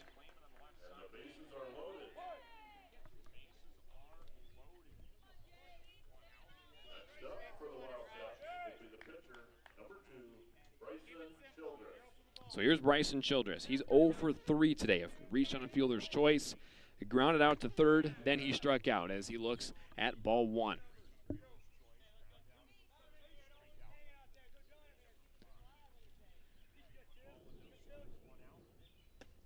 In their first strike on the inside corners, it looks like Gehlen Catholic will play with their corners in on the grass. Time called. And he's going to talk to Bryson Childress.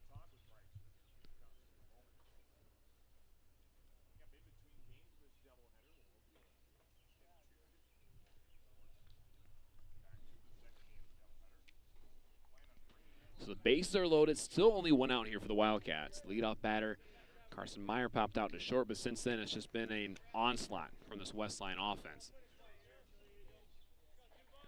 1-1 is the count to Bryson Childress. Hit hard into left field. And that is going to one hop the wall in left field. 1 run comes in to score. Schoening will come in to score. Here comes Tate Hoff, and it is a 3-run double for Bryson Childress. Wildcats take a 12-5 lead. Childress clears the bases.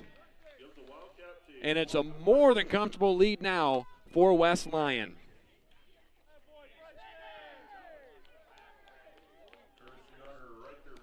Whatever Coach Kramer told Childress must have worked.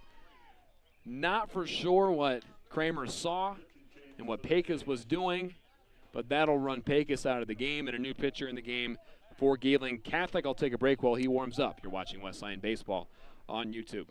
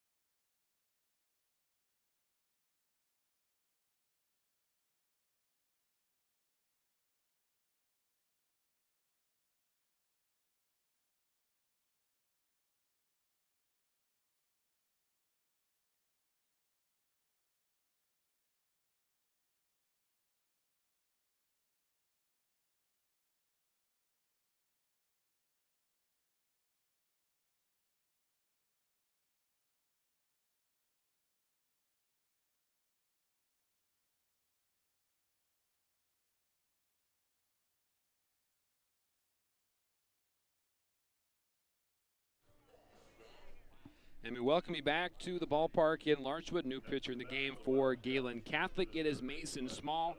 This will also be his first appearance of the year for Gehlen Catholic. No stats on him. Trying to stop the bleeding in this 6th run, bottom of the 6th for West Lyon. Here's Rich Kramer, already a couple hits for him. Squares to bunts, can't get it down. And it looks like Cooper Schoening again getting loose in that Wildcat bullpen. We'll see if there finally is a pitching change. They've teased it a few different times. But Kramer, a single in the 2nd, bunted for a base hit in the 4th. Then he struck out in the 5th as he pops that one up. Playable at 3rd base, and it'll be caught just in foul territory for out number 2.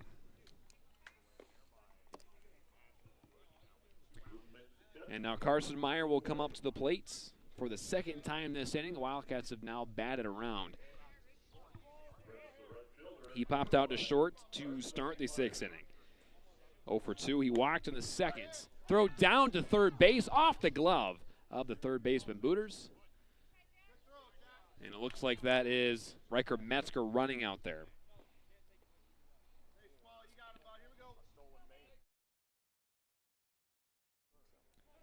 And a straight steal of 3rd base. And there's a runner at 3rd for Carson Meyer. That is a line drive that is going to be caught at 2nd base. Just barely caught by Bogan. Scooped it just before it hit the ground. Almost an RBI for Carson Meyer, but the Wildcats score 6 in the 6th inning. We'll see if they can hang on in the 7th. You're watching West Lyon Baseball on YouTube.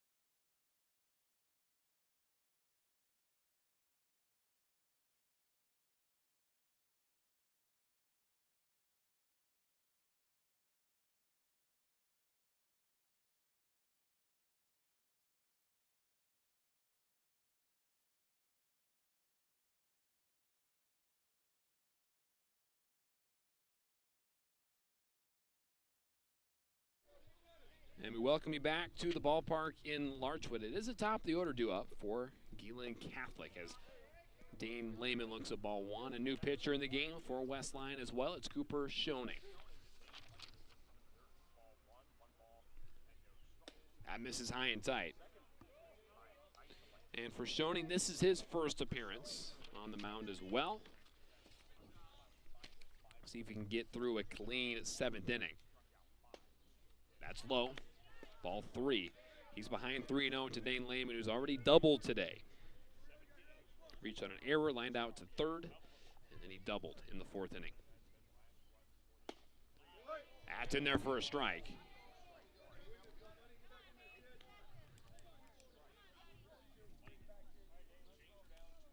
Three and 1 is your count. West Lyon with a commanding 12-5 lead. Grounded foul. West Lyon has scored in every inning besides the 1st. 3 in the 2nd, 1 in the 3rd, 4th, and 5th, and then 6 now in the 6th. 3-2 count, the 3-2 coming from Schoening. Low for ball 4.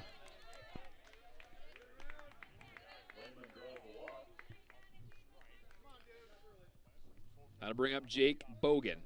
Brings up the 2nd baseman, number 2, Jake Bogan. Bogan 0 for 2. He was hit by a pitch in the 1st, struck out in the 3rd, then he grounded out in the 4th inning. Squares to bunt, pops it up, foul out of play.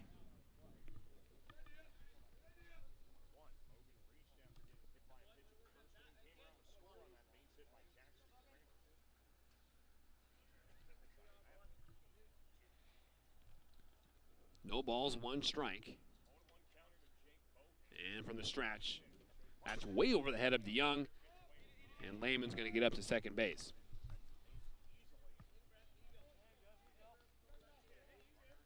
Schoening's just got to take a deep breath here. He's got a comfortable lead. He's just got to focus on throwing strikes here.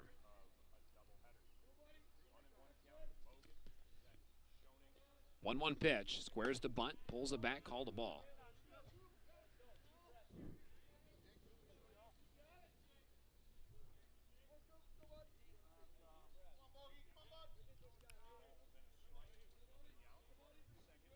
And the 2-1 coming from Schoening. Bunt pulled back, this time called a strike.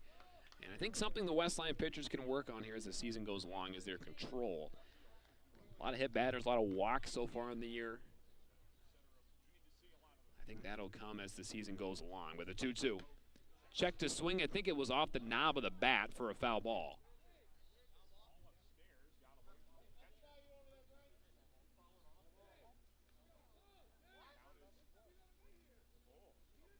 And no, actually going to rule that he didn't foul it off. Sounded like it was off the knob of the bat. The count is now 3-2.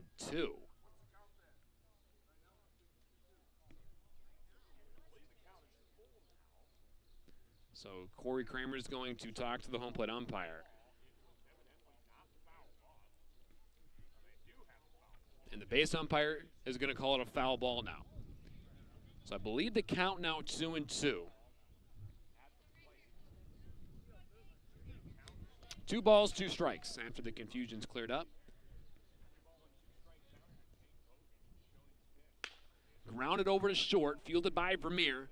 Throw over to first is not dug out by Childress. Lehman's going to come in to score, and it's 12-6. Still nobody out, and a runner at first.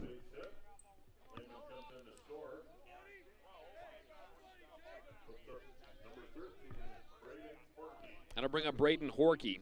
Horkey 0 for 2. Stack bunt in the first, struck out in the third, then he grounded out to short in the fifth as he fouls that one out of play. Ooh, is it 2 hops a car back there? Should be fine, just hit the bottom part of it. 0-1's the count. In the dirt for ball 1 as the siren sounds off here in Larchwood. It's noon, in case you're wondering.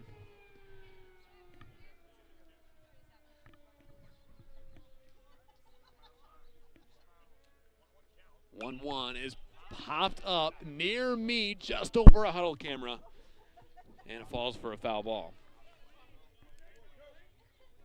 If I didn't have the headset on, I would have made that play.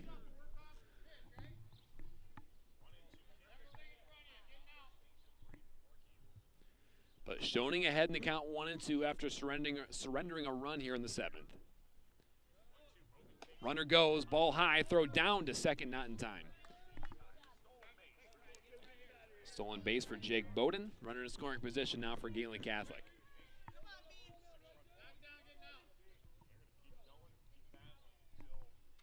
Still nobody out.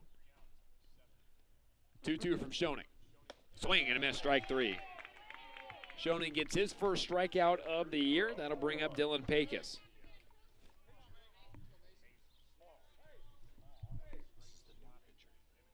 Actually, I'll take that back. This is the new pitcher. This is Hodgson. Actually, take that back. This is Small. Mason Small to bat for Gehlen Catholic. As Schoening steps off. Small is actually batting .500 in his limited plate appearances. He's 4 for 8, 4 singles, 2 RBI. Has a walk as well.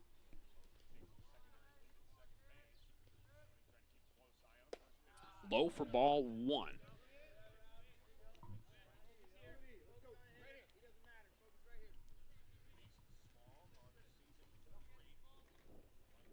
Schoening comes set, the 1-0. Popped up, shallow center field, and that's going to be caught by Gage Blauette just behind second base for out number 2. That'll bring up Jackson Kramer, last chance for Gehlen Catholic. 1 for 2 on the day. He singled in the first, he walked in the fourth, came around to score, and then he struck out in the fifth. One of the better batters in this Gehlen Catholic lineup. High for ball 1.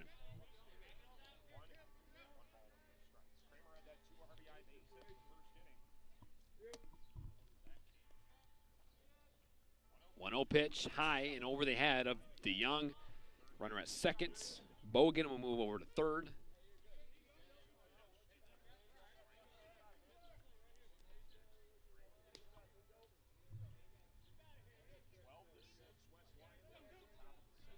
A 12-6 West Lyon lead. From the windup, the 2-0 pitch. Swinging a hard hit ball over to third, fielded by Kramer. Throw over to first in time for out number 3. A great play to end the game for Ridge Kramer. And there's 3 away in West Lyon. We'll take game 1 of this doubleheader, 12-6. I think I'm going to take a break until probably right around the beginning of that second game. I'll briefly recap this first game and get you set for game 2. So I think game 2 will start, what, 20, 30 minutes here? And we'll have you set for that. You're watching West Lyon Baseball on YouTube.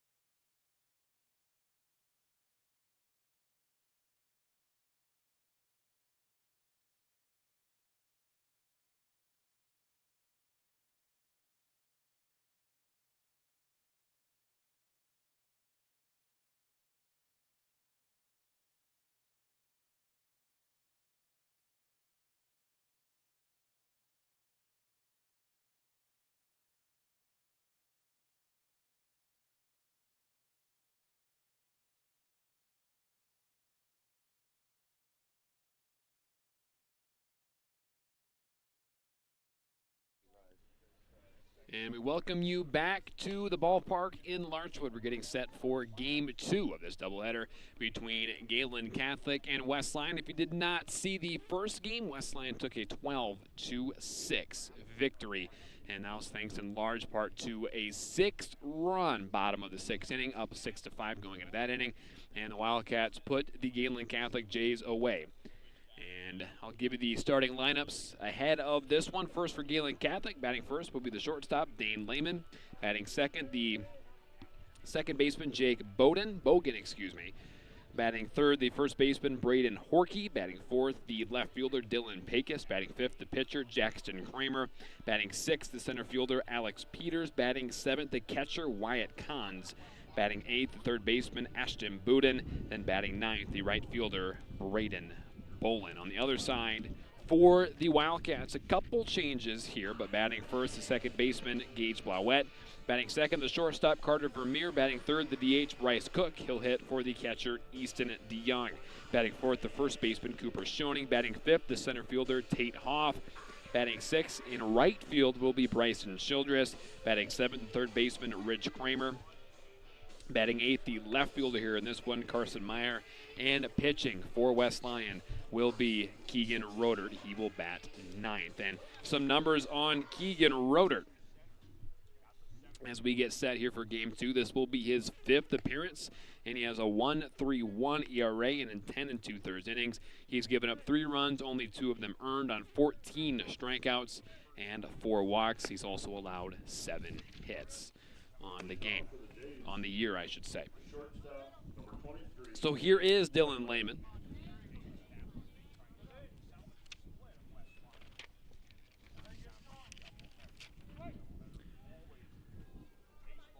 And some numbers here on Dane Lehman as I get him up here for you. That one misses for ball 1. Lehman in Game 1 had a solid game.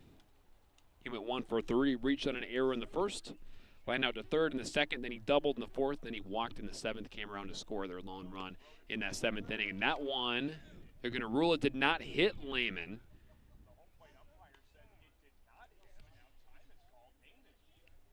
They're going to check with the base umpire, and they're going to rule that it hit him.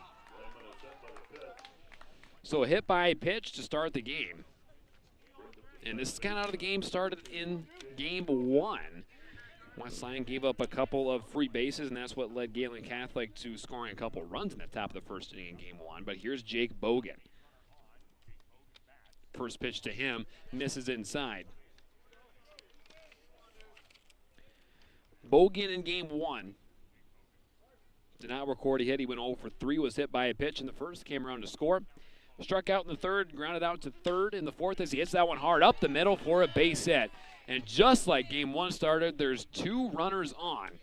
The first 2 runners are on for Gehlen Catholic to start the top of the first inning. Ball hit really hard. That'll bring up Braden Horkey, the first baseman. Horkey went 0 for 3 in Game 1, laid down a sac bunt in the first. Then he struck out in the third, grounded out in the fifth. And then he struck out in the 7th inning. He looks at strike 1 right there. So Keegan Rodert gets ahead.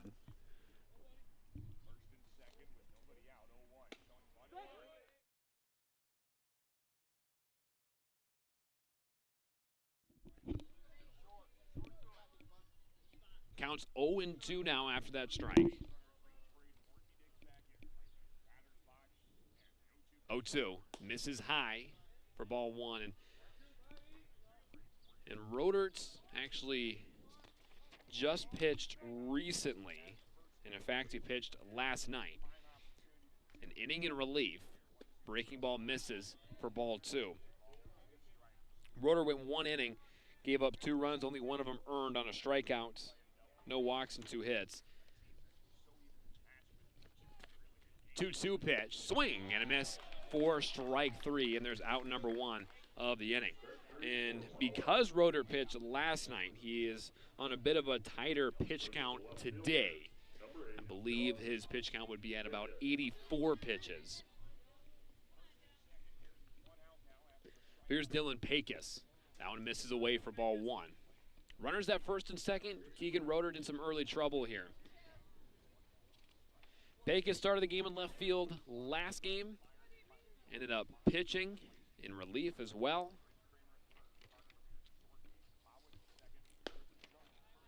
And that's called a ball.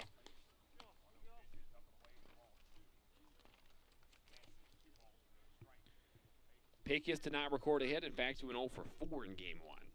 Strikeout, strikeout, fly out, pop out for his line there as he looks at strike 1, counts 2-1.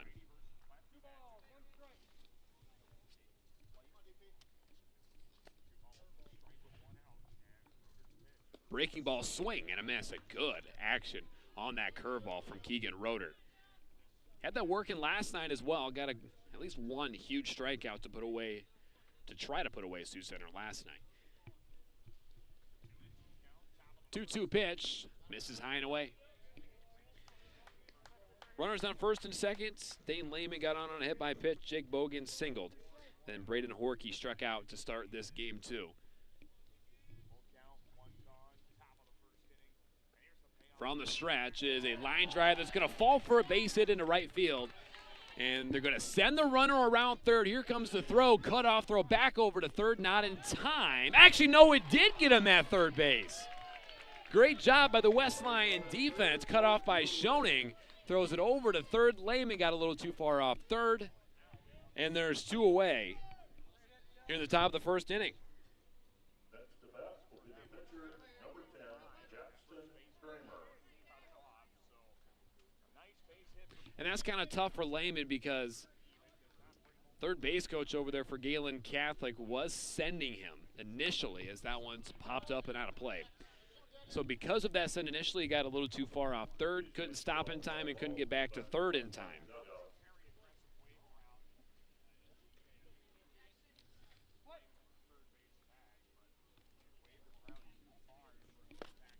Oh, 1 in the dirt for ball 1. So there's still runners at first and second, 2 away. 17 pitches already for Keegan Rodert as he faces Jackson Kramer, the starting pitcher for Gehlen Catholic here in game 2. Breaking ball again, misses away.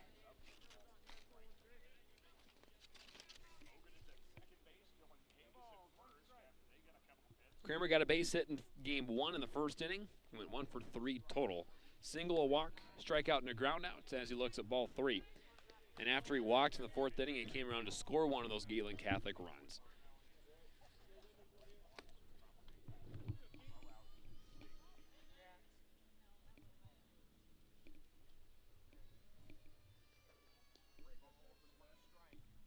And the 3-1. That hits him. Bases are loaded.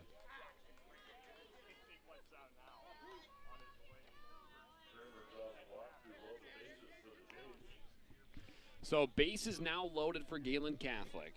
And that will bring up Alex Peters. Peters in center field. Some early trouble here for Keegan Rodert. It was kind of the same story in game 1 for Bryson Childress. Peters got a base hit in game 1. He went 1 for 2. A single in the first, laid down a sac bunt in the 4th. Then he flew out to left in the 6th inning.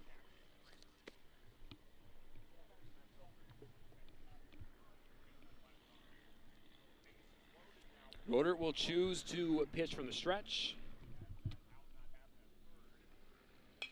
Foul ball out of play. Some overcast skies now as we saw mostly sunny skies in game 1.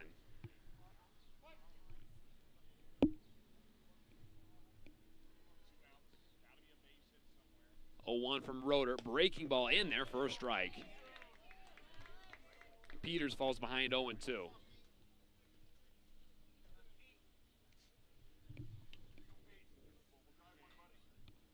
See if Rodert can get out of it here. 0-2. Swinging a tapper foul. Just barely fought that off. Out in front of the curveball from Rodert. We'll see if he tries that curveball again. Or if he tries to blow a fastball by him.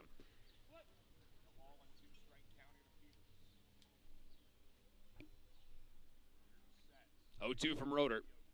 Fastball popped up, playable for Schoening near first base. calls for it, makes a catch for out number 3. So the Jays leave the bases loaded in the top of the first inning. We'll get you the bottom half after this. You're watching West Lyon Baseball on YouTube.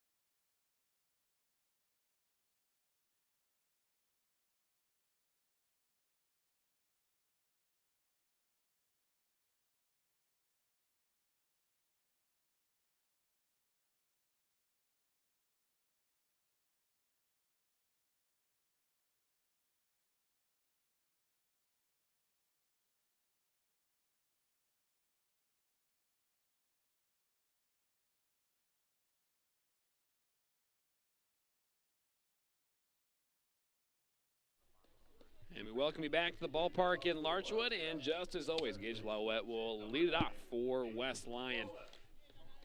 And some numbers on the Gehlen Catholic pitcher. It is Jackson Kramer. His third appearance, his second start, as he throws ball 1 to Gage Blauette. But Kramer 1-0 on the year, a 5.25 ERA, 5 1/3 innings. He's given up 4 runs, all of them earned on 6 strikeouts, 5 walks. He's hit 4 batters and has allowed only 1 hit thus far on the season. 2-0 is the count to Gage Blauette. Misses high, and he falls behind 3-0. Blauette reached a couple times, did not record a hit in game 1. He was actually technically 0 for 1. That's in there for a strike at the knees as Blauette grounded out to start the game. In a 2-3 unassisted, was hit by a pitch in the second, hit a sac fly, drove in a run in the 4th, then he walked, came around to score in the 6th. That's a ground ball that is going to be fielded by Lehman on the run. Throw on the run is not dug out at first base. Blauette aboard safely.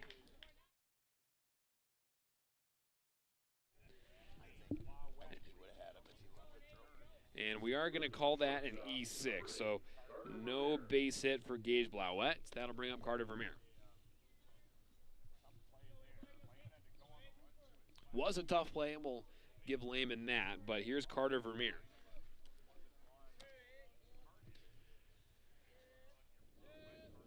Throw back to first, not in time. Vermeer went 0 for 3 in game 1. He struck out his first 2 times, flew out to center in the 4th, and then he walked, came around to score in the 6th. Like I mentioned earlier, looked a little uncomfortable to start the game. Kind of got in his groove. Hit a ball hard in the 4th. That one's a strike on the outside corner. Then he put together a good at-bat in the 6th.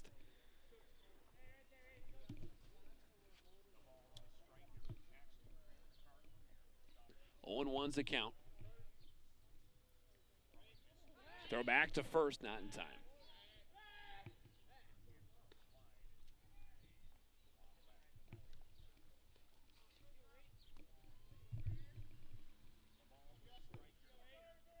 Oh, 0-1, nobody out. Gage Blauette on first. And that's a foul ball. Foul ball to the backstop as Vermeer now behind 0-2 with Bryce Cook, who's coming off a fantastic game on deck.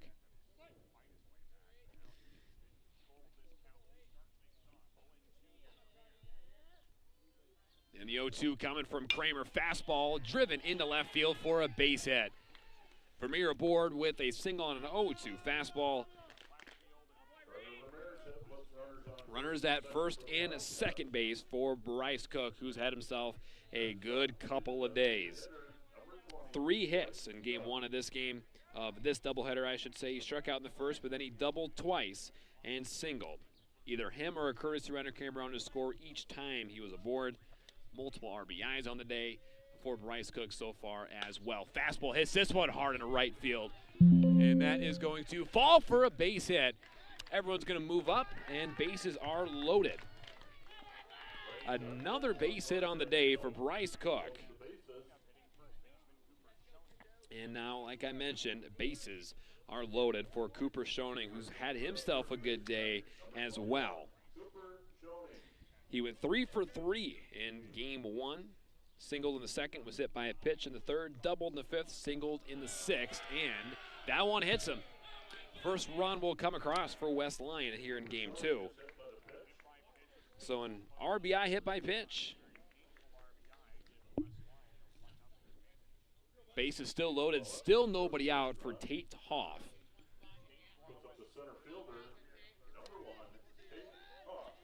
Hoff, a couple of hits in game 1, 2 singles. That bookended, and that's going to hit him. So 2 runs on 2 hit batters. And an RBI for Tate Hoff. Base is still loaded now for Bryson Childress.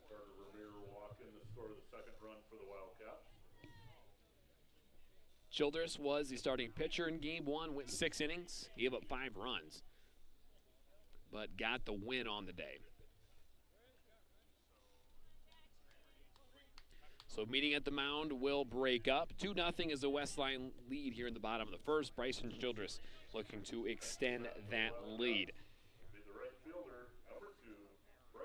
He had a bases clearing double in the 6th that really put the game out of reach. Misses high. But 3 RBIs on that double from Childress. Otherwise, he reached on a fielder's choice, grounded out, and struck out at the plate in game 1. High and tight, gets away from the catcher. Bryce Cook is going to come in to score. And now runners at second and third, and a 3-0 lead for West Lyon. We're also noticing, I believe, on the catcher Wyatt Kahns, looks like they have a pitch com there. I think it's probably the first time I've seen that at the high school level. Seen it as that one's hit hard, and it's a base hit for Bryson Childress. 1 run comes in to score. They're going to hold Tate Hoff at third, and it's 1 more RBI for Bryson Childress. And runners are at the corners. 4-0 West Lyon leads. Still nobody out. But like I mentioned with that pitch com, we see it even at the NAIA level. I call it some Northwestern games, and we even saw it with catchers at that level. But I think at least the first team I saw at the high school level using pitch comms. So here is Ridge Kramer, runners at the corners. He'll square to bunt, pull it back in the dirt, gets away from Kahns. Hoff will come in to score. Kahns can't find it. And Childress is going to move all the way over to third base on a wild pitch.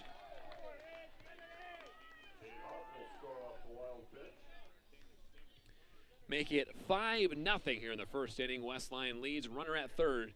Again, still nobody out.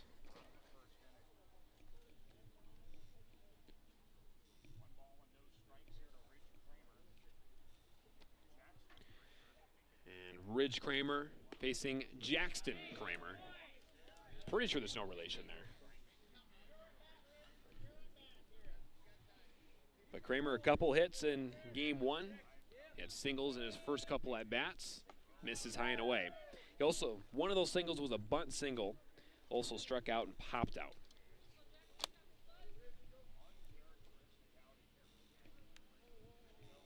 And Kramer calls time, counts 3-0.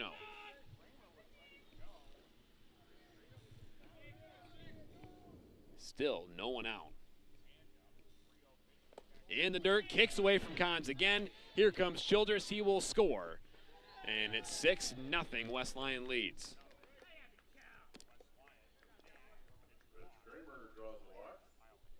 And Childress draws a walk, Kramer draws a walk as well. 6 runs across for West Lyon here in the bottom of the first inning. We're going to have a meeting at the mound here once again. 7 batters have come to the plate for West Lyon here in the first. All 7 have reached safely.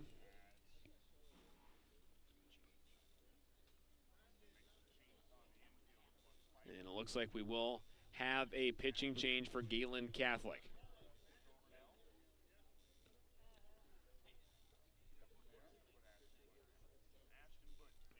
So while the new pitcher comes in to warm up, I'll take a break.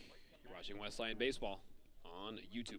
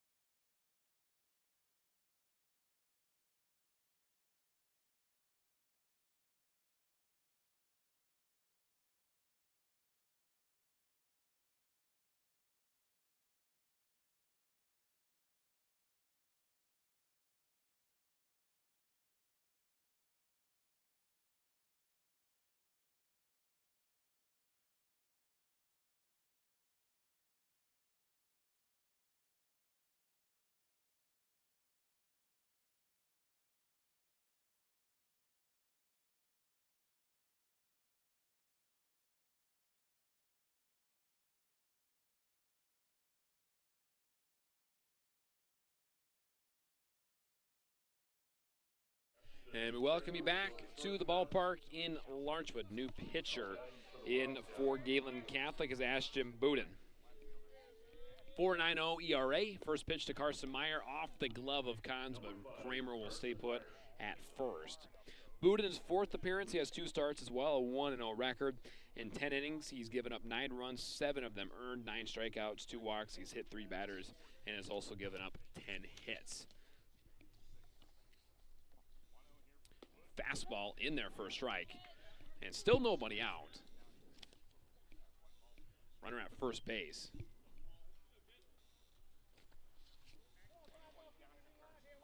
Meyer did not record a hit in game 1. He walked in his first at-bat. Reached on an error, popped out, then he lined out. That misses low.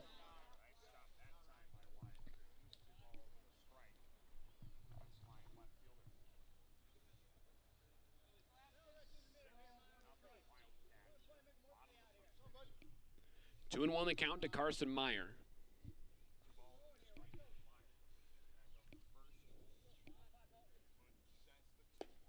Breaking ball misses low, counts 3-1. Inning started with the gauge blowout, reaching on an error, then a single, back-to-back batters hits, then another single and a walk. Some wild pitches in there as well, and the Wildcats are up 6-0. 3-1. Popped up, out of play for a foul ball. As that hits the pavement. Back behind me.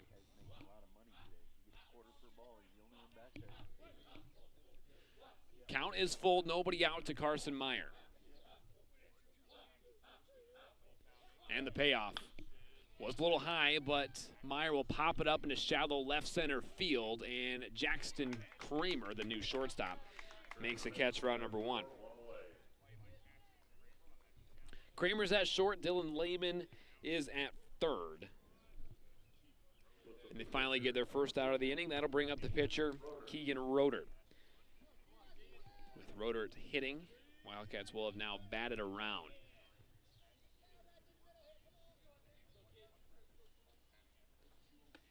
And check to swing, he did go around for strike 1. Not a bad pitch from Ashton Buden.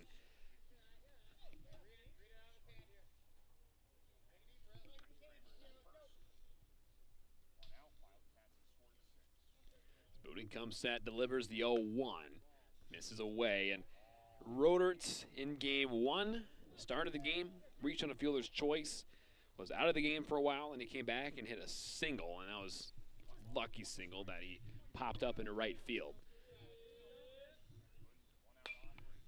That's a foul ball out of play.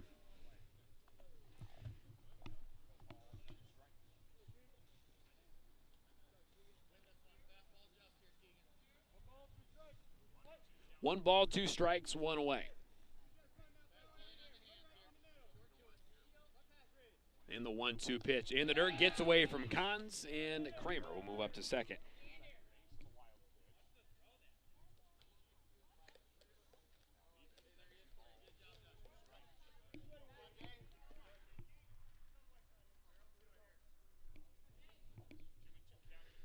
Two and two, counts even to Keegan Rodert.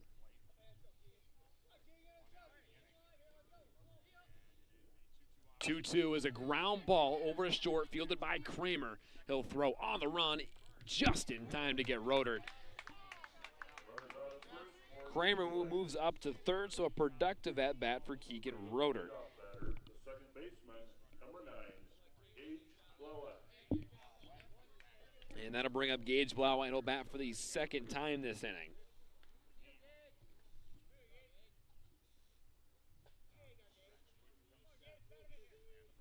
First pitch, check to swing, called a strike.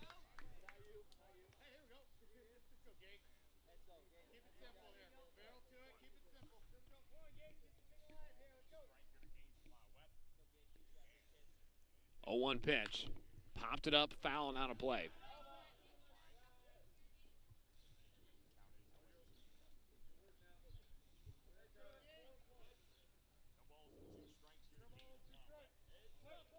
Count is 0-2 with Ridge Kramer at third. Westline has already scored 6 here in the first.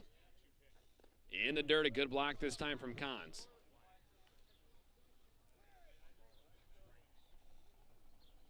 So Blauett behind in the count. 1-2. Reach on an error his first time up. Pop that one up into center field. Coming in is Peters, but it will be caught by the shortstop Kramer for out number 3, but not before West Lyon scores 6. We played one complete. We'll get to the top of the second after this. You're watching West Lyon Baseball on YouTube.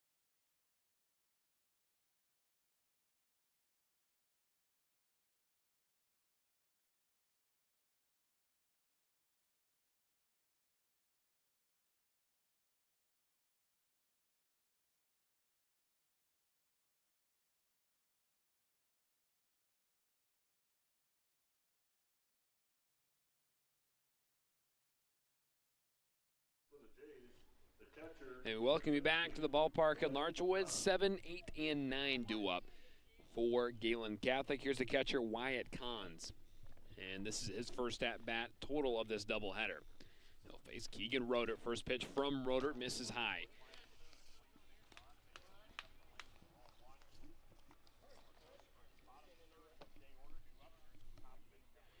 And Cons limited at bat so far this year as he looks at ball 2. 0 for 5 in his limited playing times, and actually looks like, hearing the radio call from Lamar's to my left, his last name's pronounced Coons. So Wyatt Coons does have 1 walk on the year, but still looking for his first hit. Only a freshman. Foul ball to the backstop, and the count's 2-2. Counts even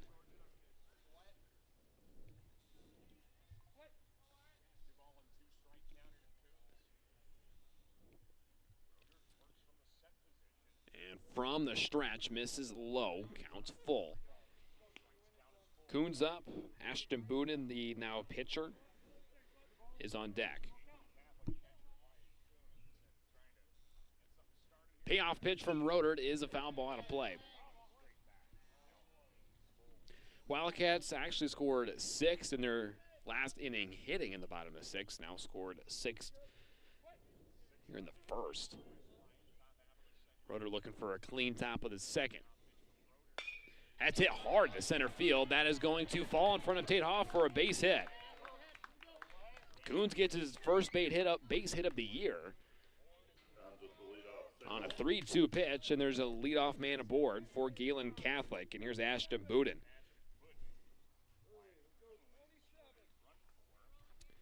Started the game at third, now pitching. Got 3 quick outs of the Wildcats in relief. Next to bat will be the pitcher, number 11, Ashton Booten. And he's 1 for 2. Actually, he was 1 for 2 in game 1, I should say, as that's a strike on the outside corner. Singled on the second, hit by a pitch in the 4th, came around to score, then he popped out to second base in the 6th inning. Swing and a miss for strike 2.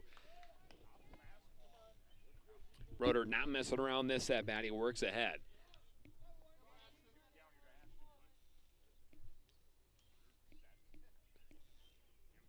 Breaking ball waved out in front for strike 3.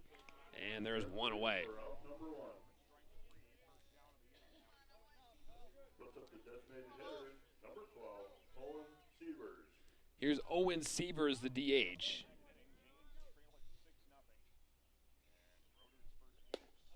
He swings and misses for strike 1. He's hitting for the right fielder, Braden Bolin in right field. Sievers 0 for 3 in game 1 as he looks at strike 2. Fly out to left, pop out to third, then he reached on an error.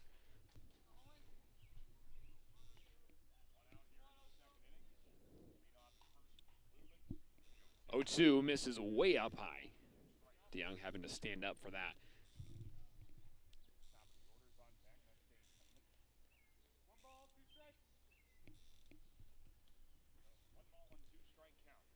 From the stretch, the 1-2 swing and a miss. That breaking ball working well for Keegan Rodert.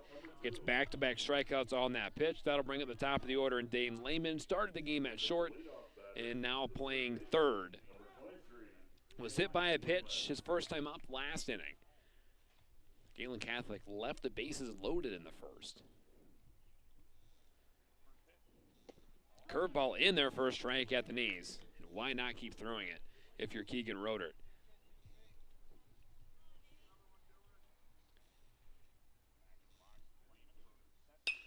And does it again, but this time it's hit hard in the center field. Can maybe get it to first, but no. The throw is to the cutoff man. Lehman lost his footing coming out of the box.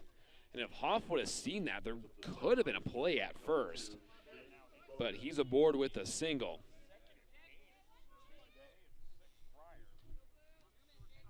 That'll bring up Jake Bogan. Runners at first and second, 2 away. Bogan singled his first time up. Swing and a miss for strike 1. Bogan came into the day batting .364.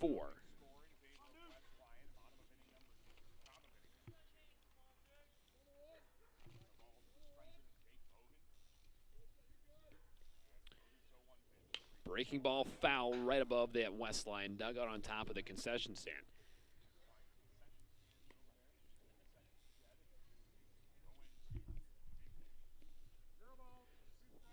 Rodert doing a good job of working ahead.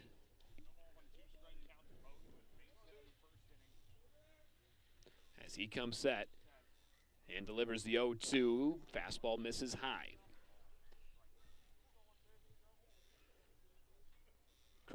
Kramer at third, Carson Meyer in left, Carter Vermeer in short, at short. Off at center. Part of the defensive alignment as that one is flied into center field. Hoff coming in. He'll make the catch on the run for out number 3. A great read on that fly ball from Tate Hoff, and he makes the catch for out number 3. Gehlen Catholic threatens again. Can't get a run to scratch across. We'll get to the bottom of the second after this. You're watching Westline Baseball on YouTube.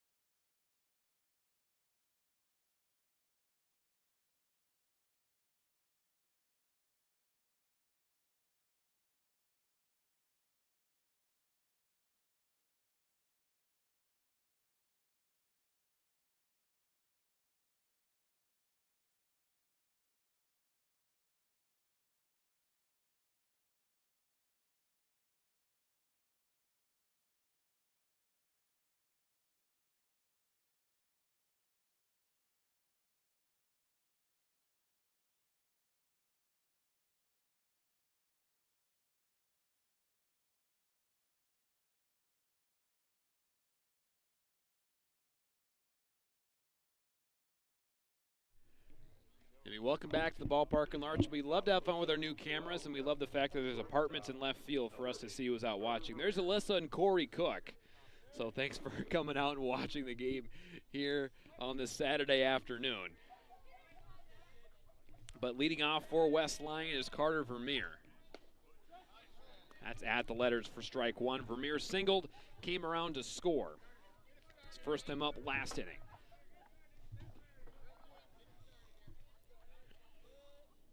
And the 0-1, and their first strike on that outside corner.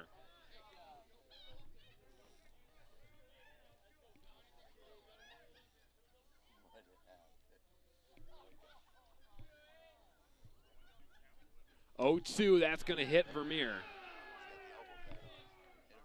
And thank goodness he has that elbow guard, because I hit him right in that elbow. Now, when I see people wear those elbow guards, I don't know if it's more for looks or if it's actually because they don't want their elbow to get hit, but it came in clutch right there. But here's Bryce Cook.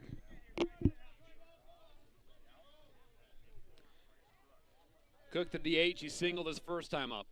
Came around to score as well.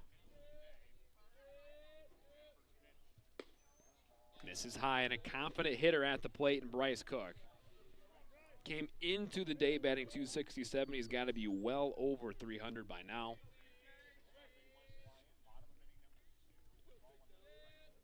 In the 1-0, that's a tapper down the third baseline. Going to be a tough play. Fair ball throw on the run is not in time. How about the speed from Bryce Cook? Legging out an infield single. That's just kind of how it's been for him at the plate lately. Another hit for him. And when you're on, you're on. Bryce Cook, his 5th hit of the day. That'll bring up Cooper Schoening. He was hit by a pitch his first time up. He came around to score. That one misses high.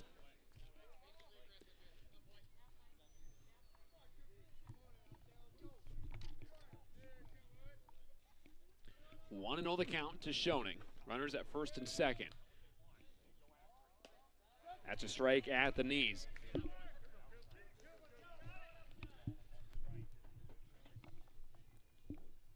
Counts 1-1, still nobody out.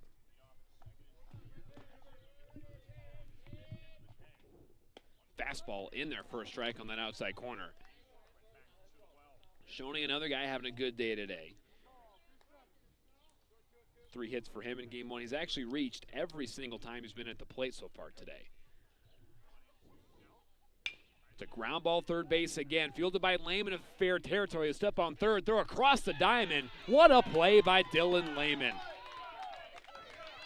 Dane Lehman, excuse me. 5-3 double play, and a great play by him. And Schoening, as well as Carter Vermeer, are out. Center fielder, number 1, Tate Hoff. And that'll bring up Tate Hoff. Hoff was hit by a pitch his first time up. He came around to score, has a runner at second as he looks at strike one.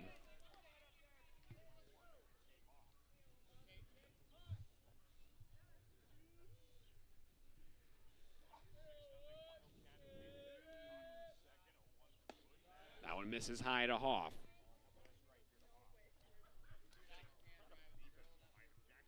Hoff has reached a total of 3 times between the 2 games so far today.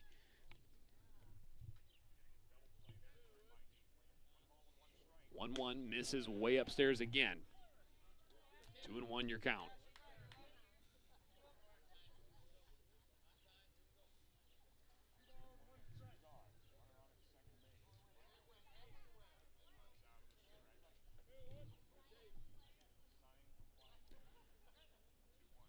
Breaking ball in there for a strike this time from Budin.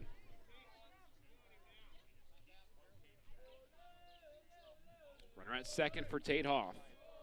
As he looks to extend this West Lyon lead, they put up a 6 spot in the first. That's popped up in the infield. Playable and caught by the first baseman, Horkey, for out number 3. Wildcats threatened, but a couple good defensive plays put an end to that threat. We play 2 complete. We'll get you to the top of the third after this. You're watching West Lyon Baseball on YouTube.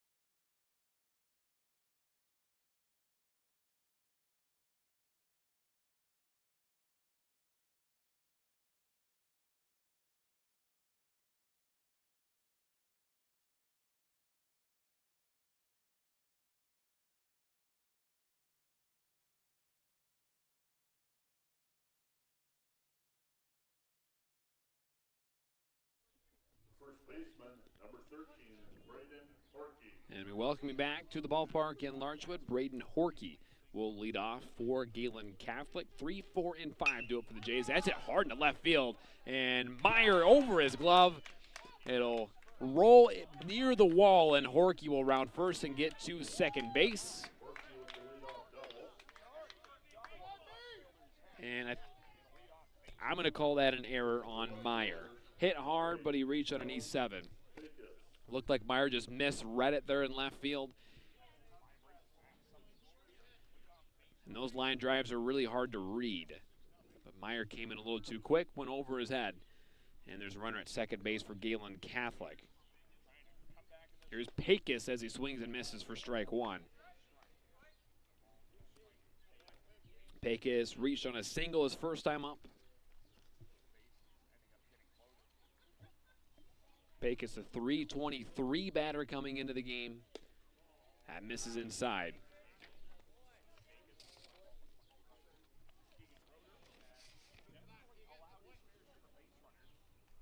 And Pecos last year is a returning starter. 385 was his average last season. Swing and a miss.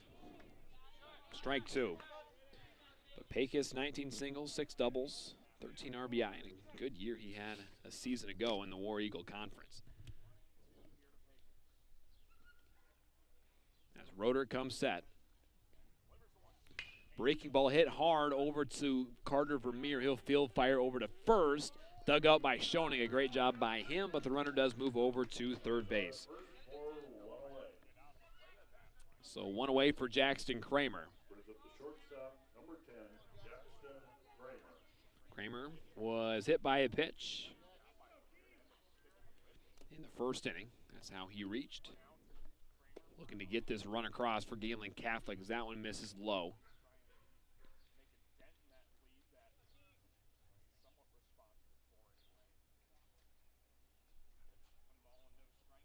One 0 from Rodert. Fastball hit hard over to Vermeer again. He'll scoop, fire over to first. Again dug out by Schoening. Good play over there.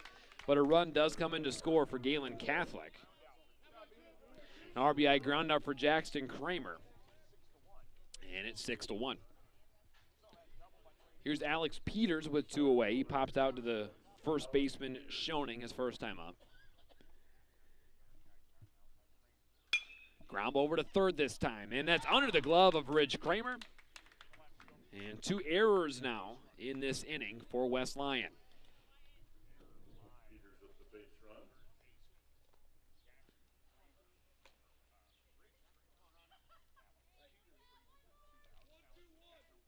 So 2 away for Wyatt Coons. And Gehlen Catholic has threatened every inning. Again, they left the bases loaded in the first. I think they left 2 runners on in the second. Swing and a miss for strike 1. Now they've gotten a run to finally get across. Couple base hits here and there. This is a different ball game at this point.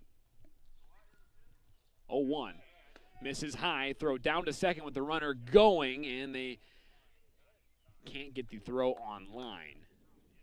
Not scooped up by Vermeer, and a stolen base for Alex Peters.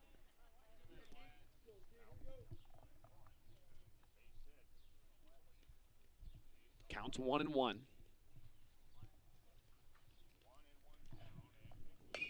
The fly ball on the left coming in is Meyer, and it will be caught by Carter Vermeer for out number 3. So Gehlen Catholic does get one across, but West Lyon gets out of the inning. We'll get to the bottom of the third after this. You're watching West Lyon Baseball on YouTube.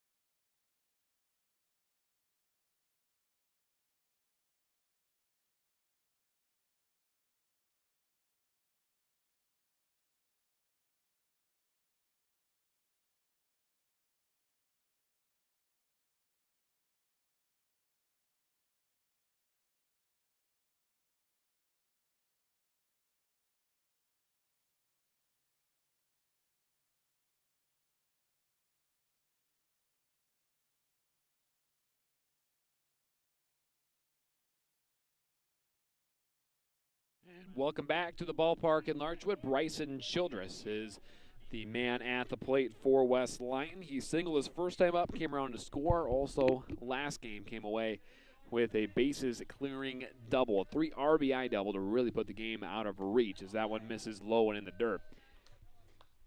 6-1 is your score. 2-0 the count to Bryson Childress. West Lyon 6 in the first.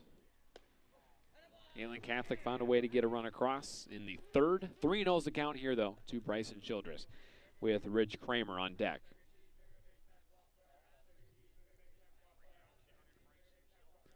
And the 3-0. in their first strike at the letters. Childress came in a 375 batter. He probably still right around there so far on his day-to-day. Misses high, ball 4. And Childress reaches for the second time today. And that will bring up Ridge Kramer. Puts up the third baseman, number 6, Rich Kramer.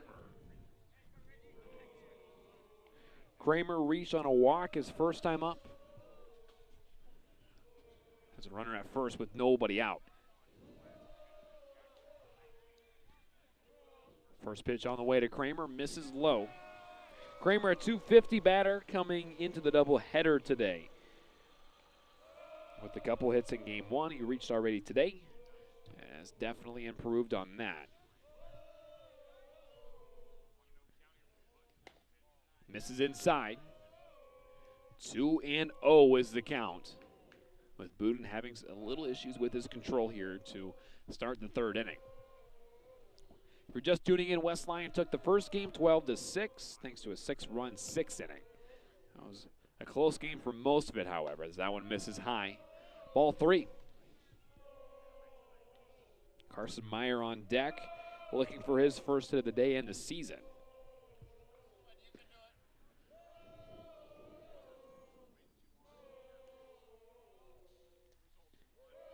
And the 3-0 on the way. High for ball 4.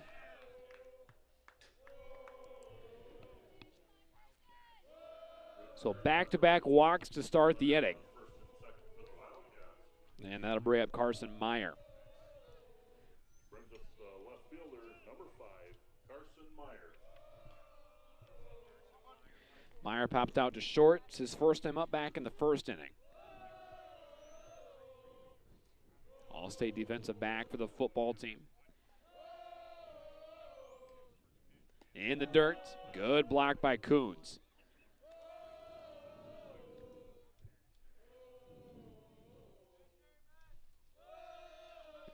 Looks like that's Gage Blauet, I believe, warming up in the West Lyon bullpen. So we'll see what West Lyon decides to do with that as that one misses high. Like I mentioned, Roder on a bit of a pitch count because he pitched last night. I think his max is right around 80 to 84. 1-1 is the count to Carson Meyer. Fastball in there for a strike on the outside corner. Good pitch from Budin. Good location.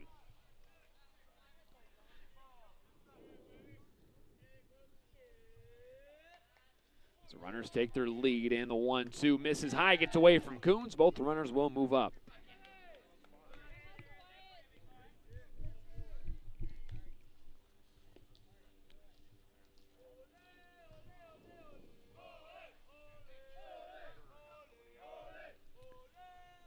Counts even at 2-2.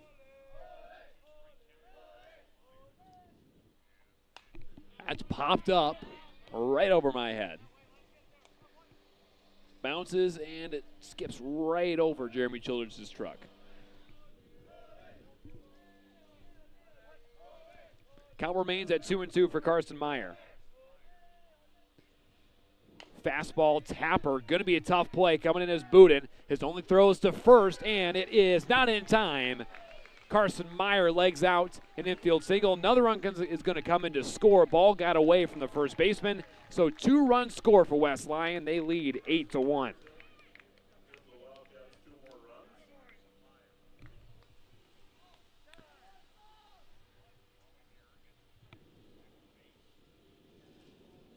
And that will bring up Keegan Roder to the plate. He grounded out to short his first time up. As a runner at second base as West Lyon looks to add on to their lead. Next to the plate, be the pitcher, number 13, Keegan Roder.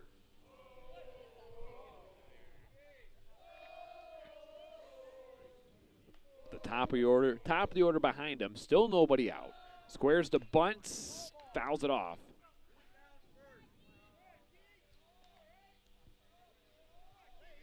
I think Roder worried about trying to beat out the throw.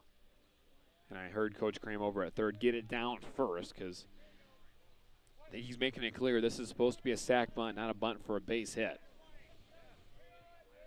Square to bunt again, pulls it back, call the ball.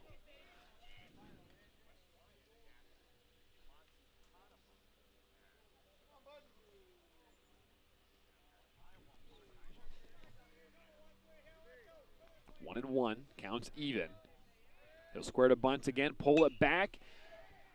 Lined into center field. It's going to fall for a base hit, a bloop base hit for Keegan Rodert. Meyer had to stay put at second. He'll get over to third. And runners at first and third, thanks to a bloop single from Keegan Rodert. Runners on first and third. Brings up the leadoff batter, the second baseman, number 9, Gage Blowett. So here's Gage Blowett, runners at the corners, nobody out. Wildcats already 2 across. He'll square to bunt, and that gets away from Coons, but it looks like Rodert moves up to second base. Runners at second and third now for West Lyon.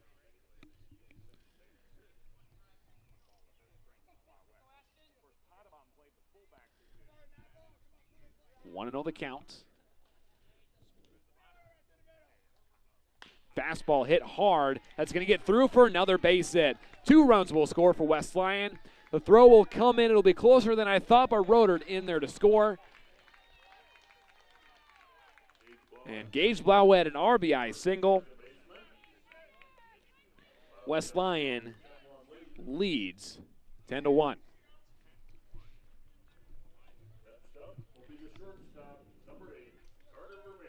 That will bring up Carter Vermeer.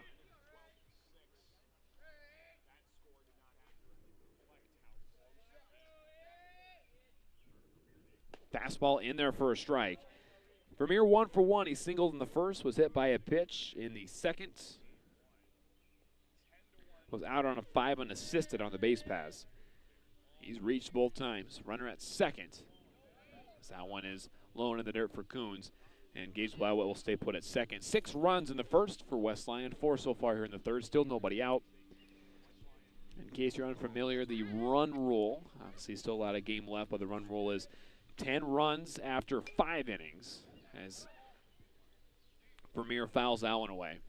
And then it's 15 after 4, as we got a lot to do if we want to think about that. But Bryce Cook is on deck as well for the Wildcats. He already has a couple hits in this game, had 3 hits in game 1.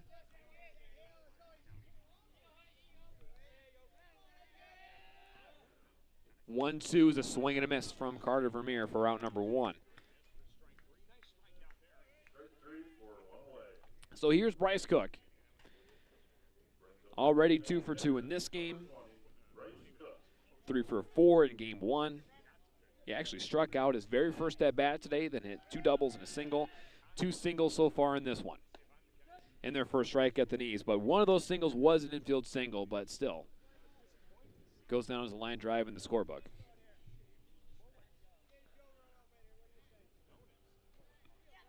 Oh, 1.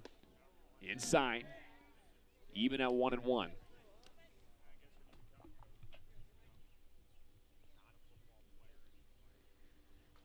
Cook, also a first-team All-State football player. Pretty impressive feat. He's only a sophomore. In their first strike. Counts 1-2.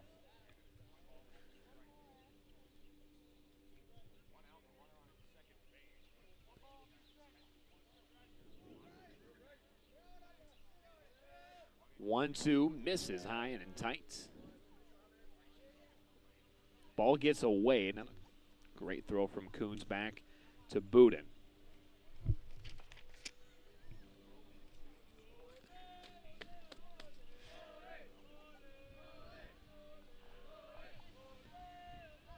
Count is even for Bryce Cook. Looked like runner went, swing and a miss, throw down to third, not in time, and it will go into left field. And Blowett will come in to score. And it's 11-1 after the strikeout from Bryce Cook.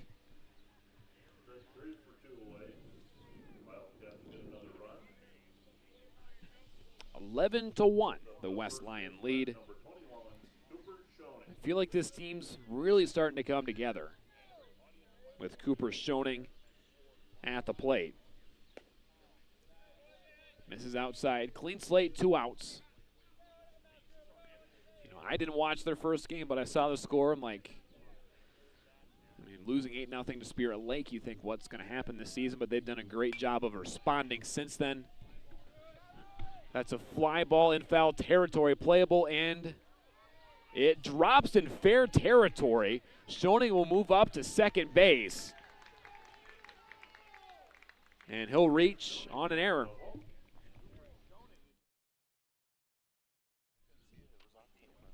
And it was tough for me to see off camera. I don't know if that hit a glove. That could be a double. I don't know. I'm going to write down an error in my scorebook. But nonetheless, Cooper Schoening is aboard for Tate Hoff.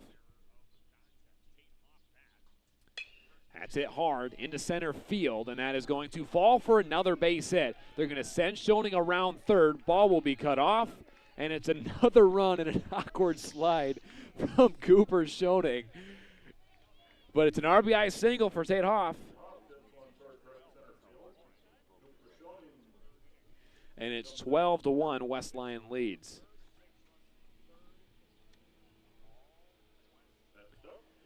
Six runs here in this third inning.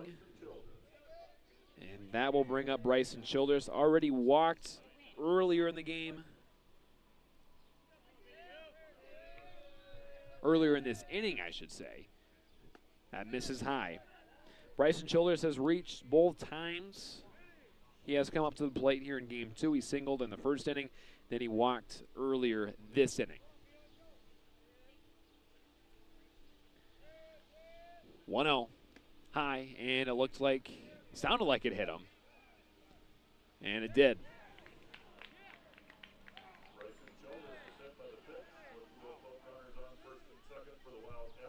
That'll put runners on first and second for Ridge Kramer. He walked earlier in this inning as well. Actually, he's walked twice in this game. And he's actually got to walk over and grab his elbow guard from Vinny Smith.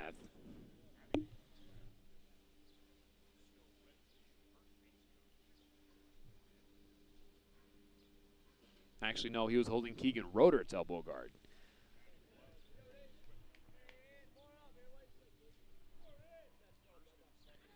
But Ridge Kramer, 0 for 0 this game with his 2 walks, but he came around to score earlier in the inning.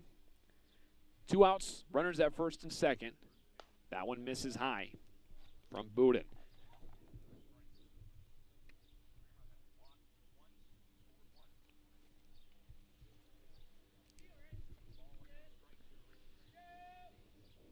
.1-0 fastball hit hard into right field for a base hit. They're going to send the runner around third. Hoff will come around and slide in safely at home. Another run comes across for West Lyon on an RBI single from Ridge Kramer. And it's 13-1, West Lyon leads.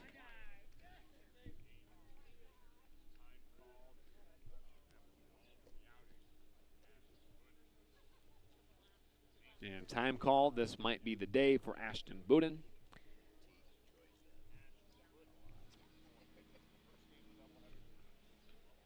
And that will be the day for Ashton Boudin. So I will go ahead and take a break while the new pitcher warms up. You're watching West Lyon Baseball on YouTube.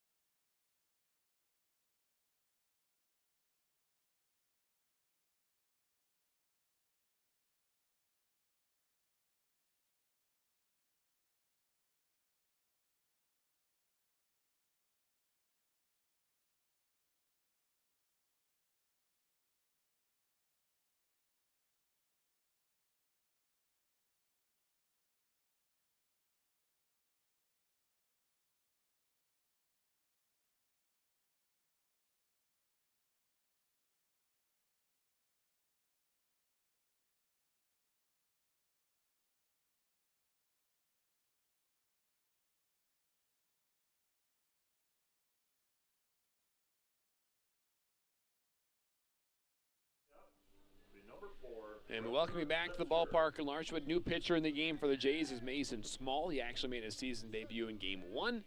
Pitched pretty well. Now he will pitch here in Game 2. And it is Riker Metzger at the plate as he looks at ball 1. And Metzger, this is his first at-bats of the day. And came into today 1 for 12 at the plate. That misses away. Had one hit, a double. Also has 5 walks on the year. So a low average, but a good on-base percentage for Riker Metzger. And their first strike, strike 2, counts 1 and 2. 2 away, runners at first and second. West Lyon leads 13-1.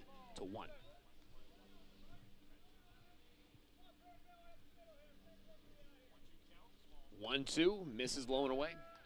And it looks like Jackson Heiser has a bat. He'll bat next if Metzger can get aboard.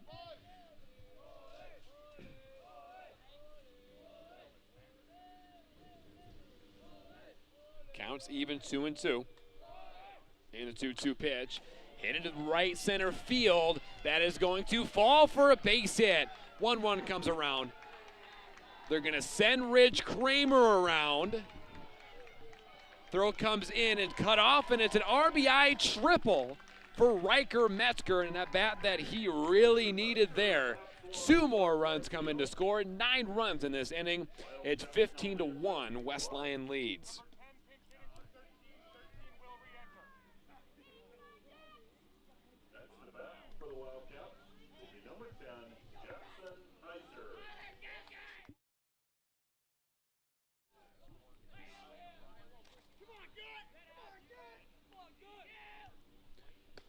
Here's Jackson Heiser now as he looks at ball 1. And Heiser did get in at bats in Game 1 today.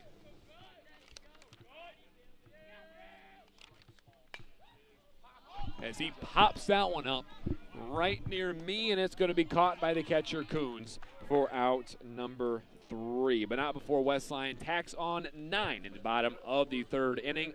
They lead 15-1. We played 3 complete. We'll get to the top of the 4th after this. You're watching West Lyon Baseball on YouTube.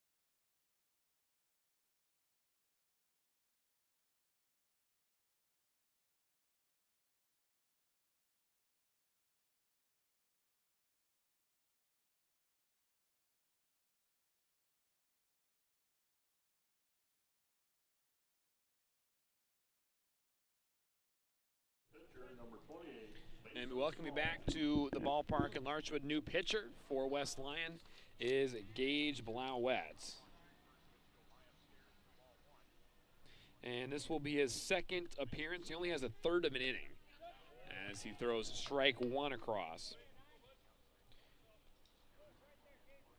Blauwetz in that 1/3 of an inning. 1 strikeout, 2 walks, gave up 1 hit, but gave up no runs as that one's flied into right center field. That's going to fall for a base hit. And that's a single. for Ashton Bowden. Actually, take that back. That's Small. That's Mason Small who hit that single. They'll get a courtesy runner as well.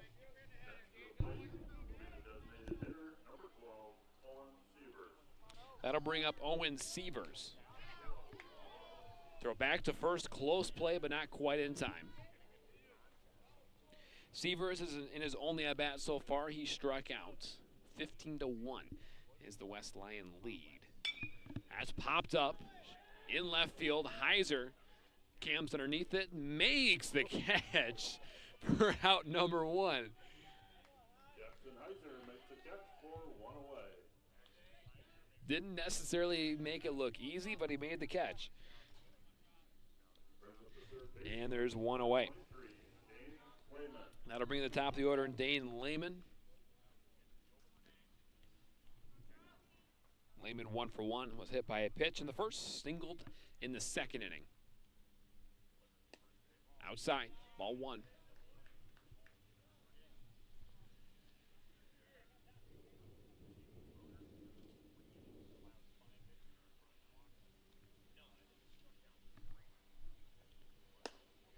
Swung and went around on a pitch that was inside.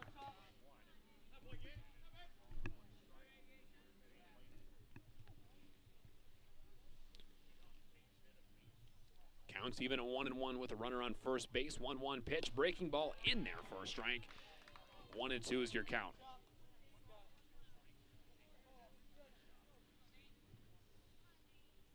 So far between the two games, West Lion has scored a combined 27 runs.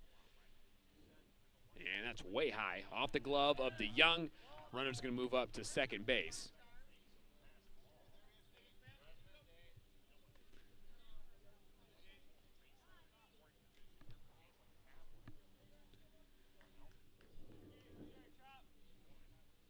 Counts even 2-2.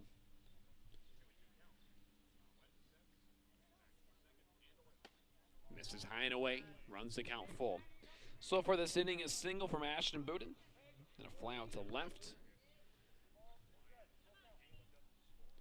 West Lion a 9-run onslaught in the third inning.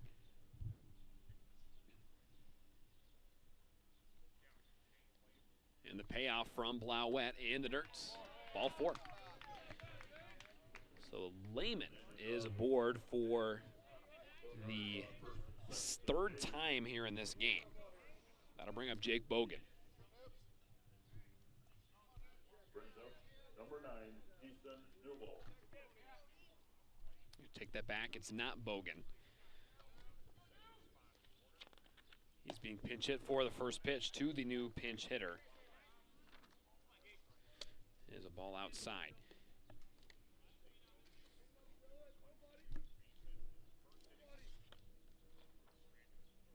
And the 1-0 misses high.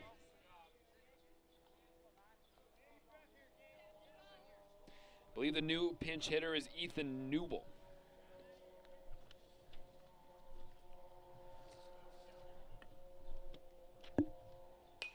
It's a line drive foul down the right field line. Newell limited at bats. He's 0 for 1. That one at bat, a strikeout. He does have a run scored. Counts 2-1 to Newell.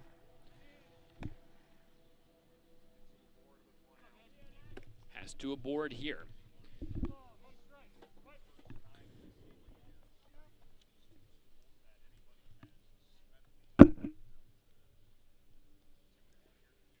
Two one misses low and away.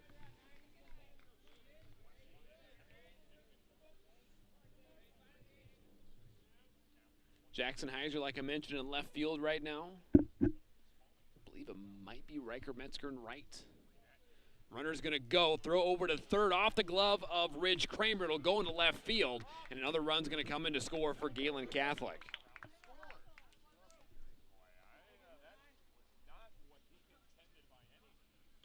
Lubin scores a run for the Jays. Runner moves up to second base as well. 3-1's the count. 15-2 now your score. Misses high. I looked down and didn't quite see what happened as that one is ball 4 as well. with that play at third, it didn't quite see what happened. I don't know if the runner just took off for third early, if it was an early steal. Looks like it was an early steal trying to get Blauett to balk, but it ended up forcing a bad throw that maybe Kramer should have had, as that one misses high. Time called.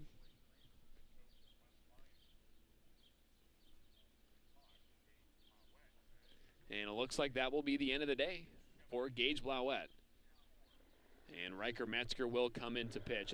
Metzger was actually at second before that. Now Blauett will go back to second base. So while Metzger warms up, we'll take another break. You're watching West Lyon Baseball on Huddle on YouTube.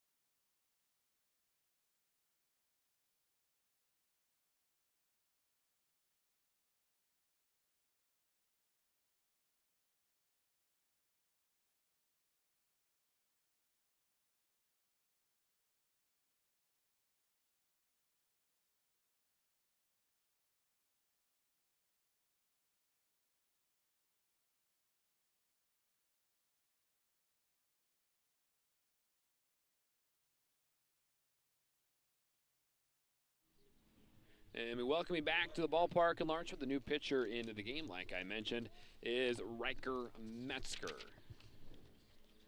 And the first pitch that he throws is a ground ball over to short, fielded by Vermeer. Throw on the run in time. So one pitch, one out for Riker Metzger. Both runners do move up to second and third.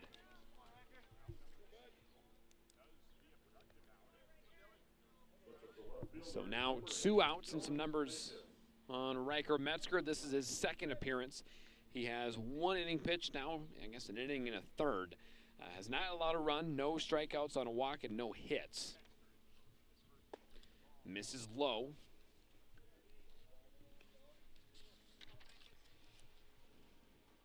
And Dylan Pecos is at the plate for Gehlen Catholic. Fly ball into left, back goes Heiser, and he misread it. It'll drop for a base hit. 2 more runs are going to come in to score. And it's 15-4. West Lyon leads.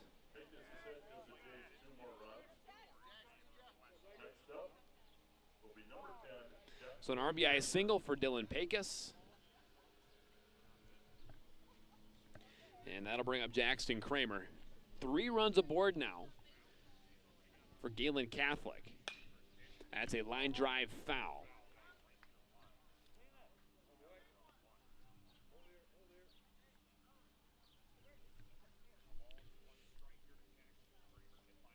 Kramer so far hit by a pitch in the first, then he grounded out to short in the third.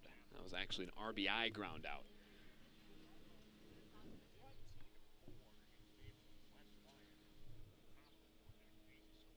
As Metzger comes set, delivers the 0-1 in the dirt. Runner at first base, 2 away.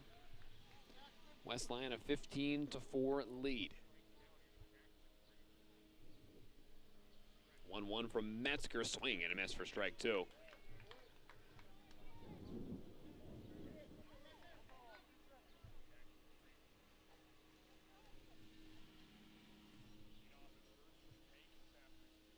One-two pitch, swing, and it's going to be a tough play for Metzger off the mound, but he'll backhand fire to first over the head of Schoening. And Pecos will move over to third, and Kramer's aboard on an error. So runners at first and third now for Alex Peters. kind of a little excuse me swing there on a pitch that was inside. Enough to get him on base. Here's Alex Peters. We'll see what he can do. He's 0 for 2. Popped out to the first baseman in the first. Then he reached on an error in the third. And the throw over to first there, I believe, gets away from Schoening, and another run's going to come to score for Gehlen Catholic.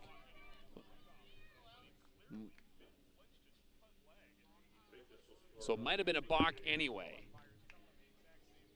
So 4 runs across for Gehlen Catholic here in the fourth. 15-5, the West Lion lead. Fastball misses low to Alex Peters.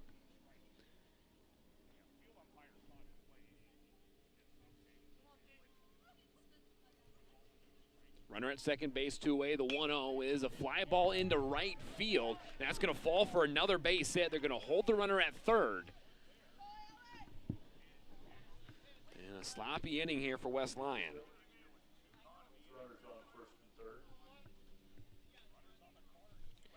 And now with this batter, the Jays will have batted around here in the fourth inning. 15-5, the West Lion lead, but 4 runs here for Gehlen Catholic in the fourth inning. There's Wyatt Coons. Swing and a miss for strike 1. Pumped to throw down to second, but they're going to let the runner Alex Peters take second base. He'll get in on a stolen base.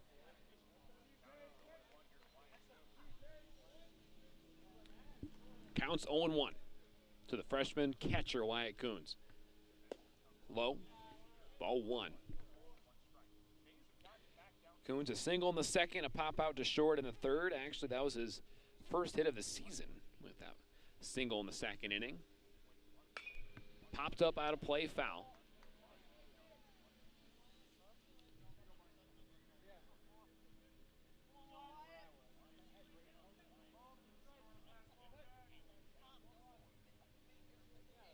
One and 2 the count. 1-2 pitch from Metzger, swinging a ground ball over to Vermeer at short. He'll field, fire over to first, scooped out by Schoening. He's made a couple of those good plays today for out number 3, but not before Gehlen Catholic scores 4. West Lion still leads by 10. We'll see what they can do in the bottom half if you're watching West Lion baseball on YouTube.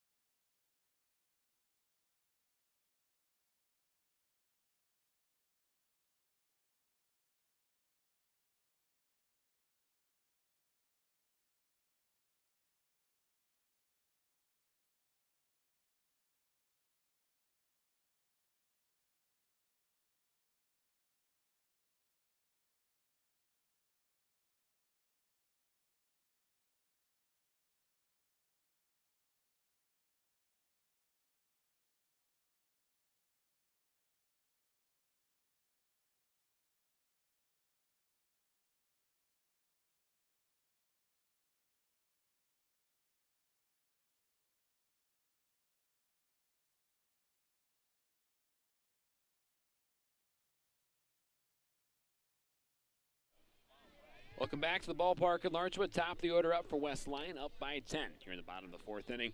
Was a pretty sloppy inning in the top half of the fourth inning for the West Lion defense as Blauette hits that hard into right field. Bolin going back. That is off the wall, and it's a base hit for Gage Blauette. He'll look at Coach Kramer. He'll stay put with a leadoff double. Second hits of the game for Gage Blauette. And now we'll bring up Carter Vermeer. So still the same pitcher in there for Gehlen Catholic, Mason Small. Vermeer a hit so far in this game. A single in the first, was hit by a pitch in the second, and then he hits that one hard into left field. That's going to fall for a base hit. They're going to hold Blauette at third, a good decision, but he might have made it now looking at that throw, and Vermeer smartly gets over to second base on the throw.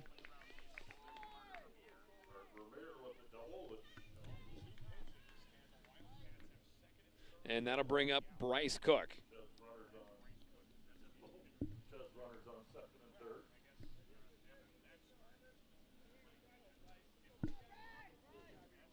Cook 2 for 3. He singled in the first, singled in the second. Then he struck out in the third. Had 3 hits in game 1. Looking to add on to his hit total and RBI total here. Still nobody out. Really kind of this up and down the order has been great for West Lyon, but really this kind of 2 through 6 has been fantastic for the Wildcats today. Low, misses low for ball 2. And with how hot the bat that Bryce Cook has been swinging, you don't want to fall behind to him right now. A total of 5 for 7 between the 2 games. 2-0 pitch. Strike on the outside corner. Cooper Schoening waiting on deck.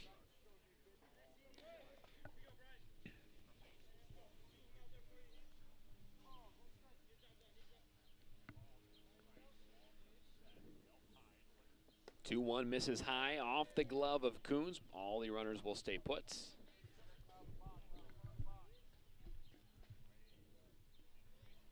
West Lyon 6 in the first, 9 in the third, but Gehlen Catholic 1 in the third and 4 in the fourth inning. Like I mentioned, kind of an ugly inning defensively for the Wildcats. 3-1, swing and a miss. Aggressive, don't mind Cook being aggressive on that 3-1 pitch right there. Looked like it was just a little behind that fastball.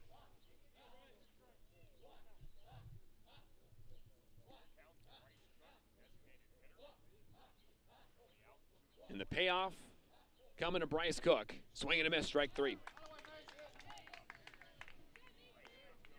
So one away, a good job by Mason Small. That'll bring up Cooper Schoening, who's played pretty solid at first base. Done a good job at the plate as well. Scooped out a couple low throws. Looking to drive in a couple runs right here. Good block by Coons, ball 1. Schoening here in game 2, 0 for 2. Hit by a pitch in the first, grounded into a double play in the second, then reach on an error in the third.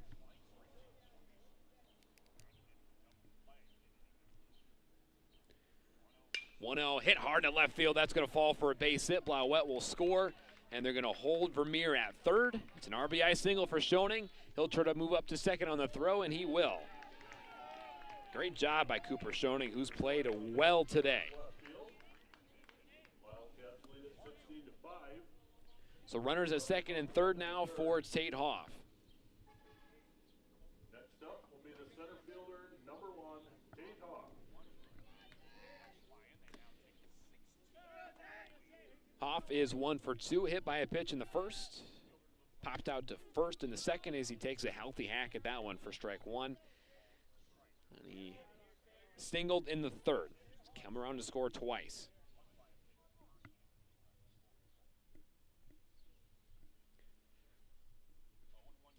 Oh, 1, fouled out of play.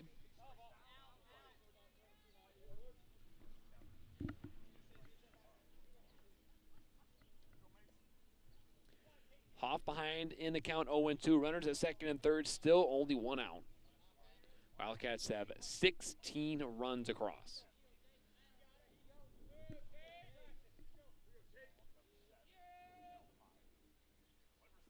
Oh, 2, just barely missing.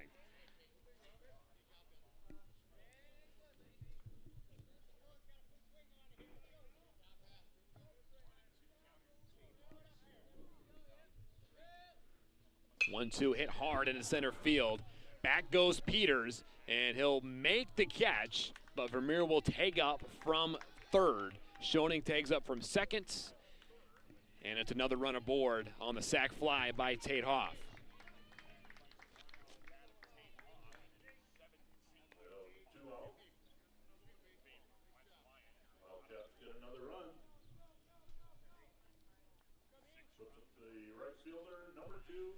Two more runs across for West Lyon here in the fourth inning. They lead 17-5. Here's Bryson Childress. Technically 1 for 1 here in game 2. He's reached every single time he's been up at the plate. He singled in the first. He walked in the third. And then he got another at-bat in the third inning and was hit by a pitch. He's come around to score every single time. Has a runner at third base still. That's a strike on the outside corner.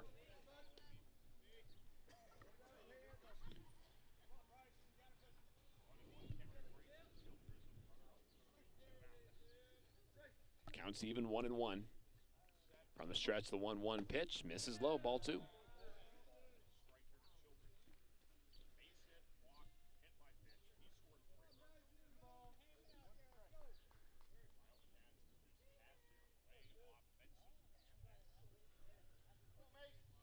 Two and 1 is your count. And the pitch from Small is a pop-up, playable in foul territory. And it curls back into fair territory, but it's caught by Horkey at first base for out number 3. Wildcats score 2 more. We play 4 complete. We'll get you to the top of the 5th after this. You're watching West Lyon Baseball on YouTube.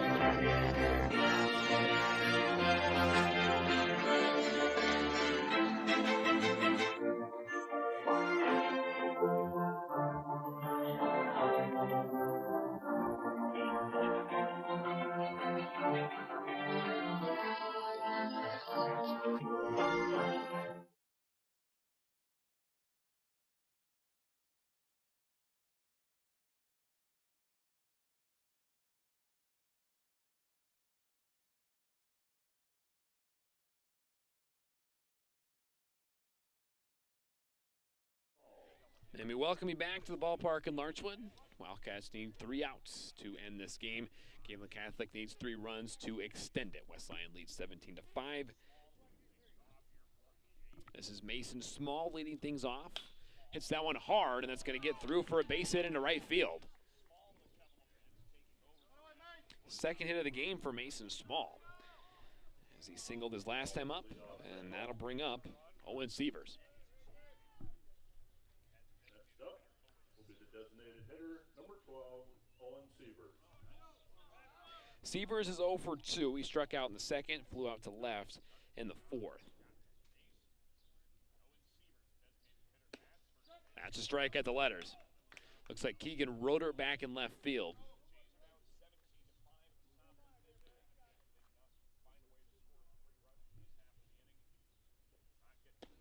That misses inside, gets away from DeYoung. Runner's going to try to get down to seconds, and he will.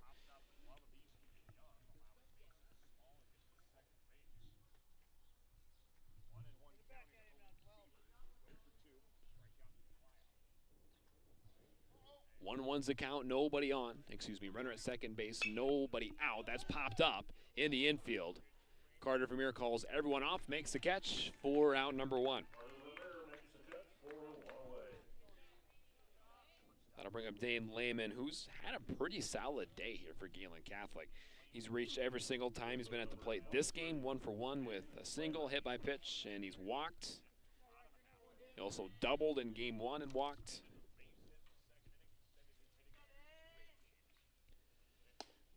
And I'm overhearing the Lamar's radio to my left, and I believe right now he's on an 8-game hitting streak as well. So counts 1-0 now to Dane Lehman.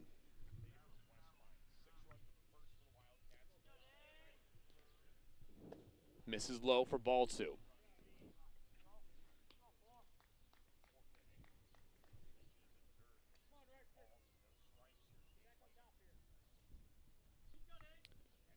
That one misses high and tight, and Metzger behind 3-0 to Dane Lehman.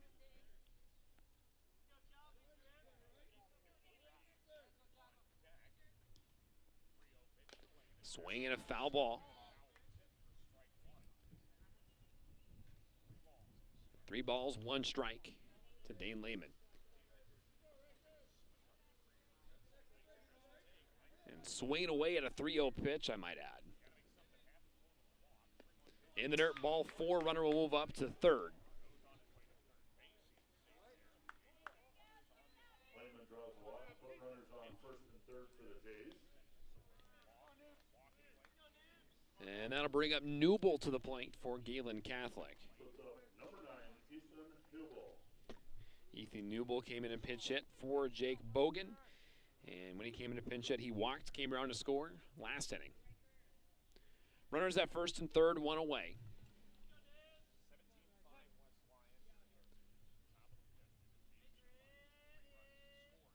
Squares the bunt, can't get it down.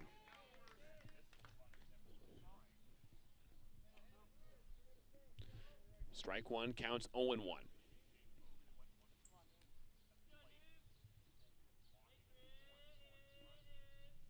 Squares the bunt again, gets it down this time. Throw will be to first base, and they'll make it. But another run comes in to score for Gehlen. Actually, take that back. The run did not come in to score.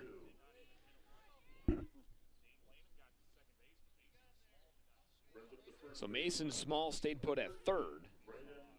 Runner gets up to second. Out number 2, runners at second and third for Braden Horkey. That's in there for a strike. Horkey 0 for 3, strikeout in the first. Reach on an error in the third. Some people might have called that error double, but we'll see how that ends up being scored. But that's a strike for strike 2. Then he grounded out to short last inning. 0-2 is your count. 0-2 pitch. Just low.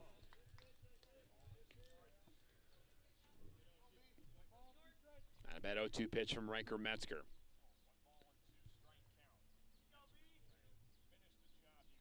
Breaking ball misses high. Wildcats 1 strike away from putting away the Gehlen Catholic Jays.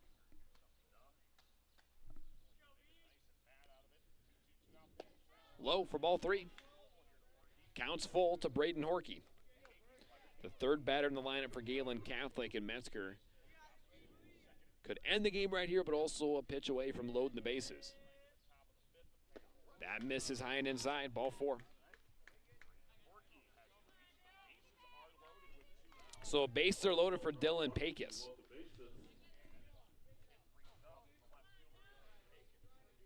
Number 8, Dylan Pecos.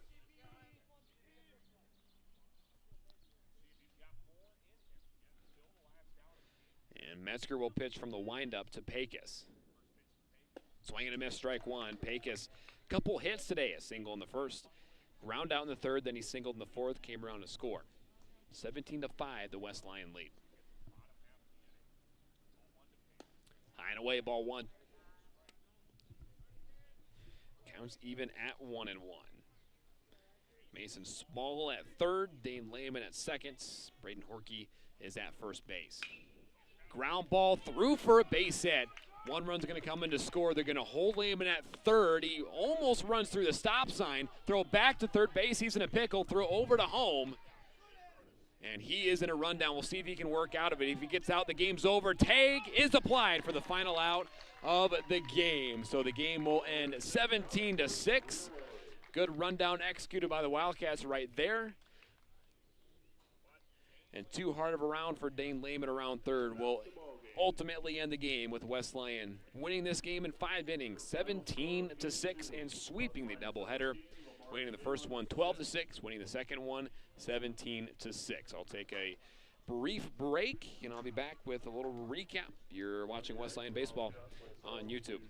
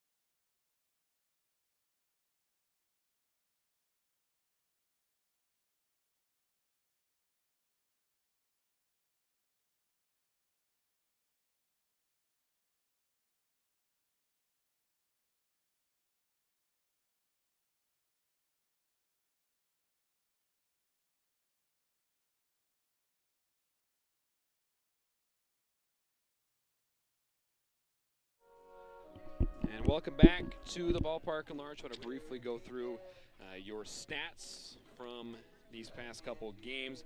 In game one, some individual stats for Gehlen Catholic. Dane Lehman went 1 for 3 with a double. Jake Bogan 0 for 3. Braden Horkey went 0 for 3. Dylan Pecos went 0 for 2. Actually, I'll take that back. Pecos went 0 for 4. Jackson Kramer went 1 for 3 with a single and a walk. Alex Peters went 1 for 2 with a single and a sack. Bunts. Braden Bolin 0 for 2 with a hit by pitch. Owen Sievers 0 for 3. Ashton Bowden went 1 for 2. And he was hit by a pitch as well. On the other side for West Lyon in game one, Gage Blauwood 0 for 1 with a walk, sack fly, and a hit by a pitch. Carter Vermeer 0 for 3 with a walk. Bryce Cook 3 for 4, 2 doubles and a single. Cooper Schoening 3 for 3, 2 singles, a double, and he was hit by a pitch. Tate Hoff 2 for 4 with a couple singles. Bryson Childress 1 for 3 with a double. Rich Kramer 2 for 4 with 2 singles. Carson Meyer went 0 for 3 with a walk. Keegan Rodert went 1 for 2 with a single. He was also pinch hit for. Jackson Meyer went 0 for 1 with a strikeout. And for game 2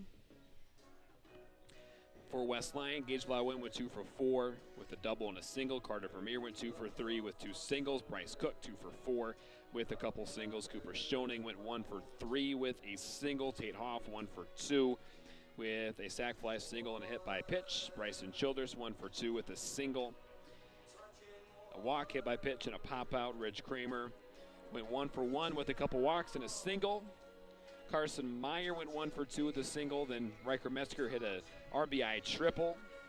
Keegan Roeder went 1 for 2, with a single. Then Jackson Heiser came in and pinch hit and popped out. For Gehlen Catholic in game 2, Dane Lehman went 1 for 1 with a couple walks, a hit by pitch, and a single. Jake Bogan went 1 for 2. Then his pinch hitter, Ethan Newble, went 0 for 1 with a walk. Braden Horkey went 0 for 3 with a walk. Dylan Pecos 2 for 3 with a couple singles. Jackson Kramer 0 for 2. Hit by pitch as well. Alex Peters 1 for 3 with a single. Wyatt Coons went 1 for 3 with a single. Ashton Bowden 0 for 1, and then Mason Small came in, went 2 for 2 with a couple singles. Then Owen Sievers went 0 for 3. West Lyon will sweep this doubleheader, winning this first game 12-6, winning the second game 17-6.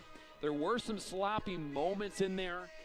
Not a perfect doubleheader by any means, but West Lyon comes away with the win. And the Wildcats are on the road all of next week. They're at Sheldon on Monday, at MOC Floyd Valley, Wednesday at Central Lyon on Friday. Then to wrap it up, a week from today, they are at Western Christian for a doubleheader. 10 a.m. and 12 p.m. are the time set for that one. They're not back here at home until June 17th, where they will host Boyden Hull Rock Valley. So I'll see you again June 17th. You have been watching West Lyon Baseball on YouTube. This is Jordan DeSmit signing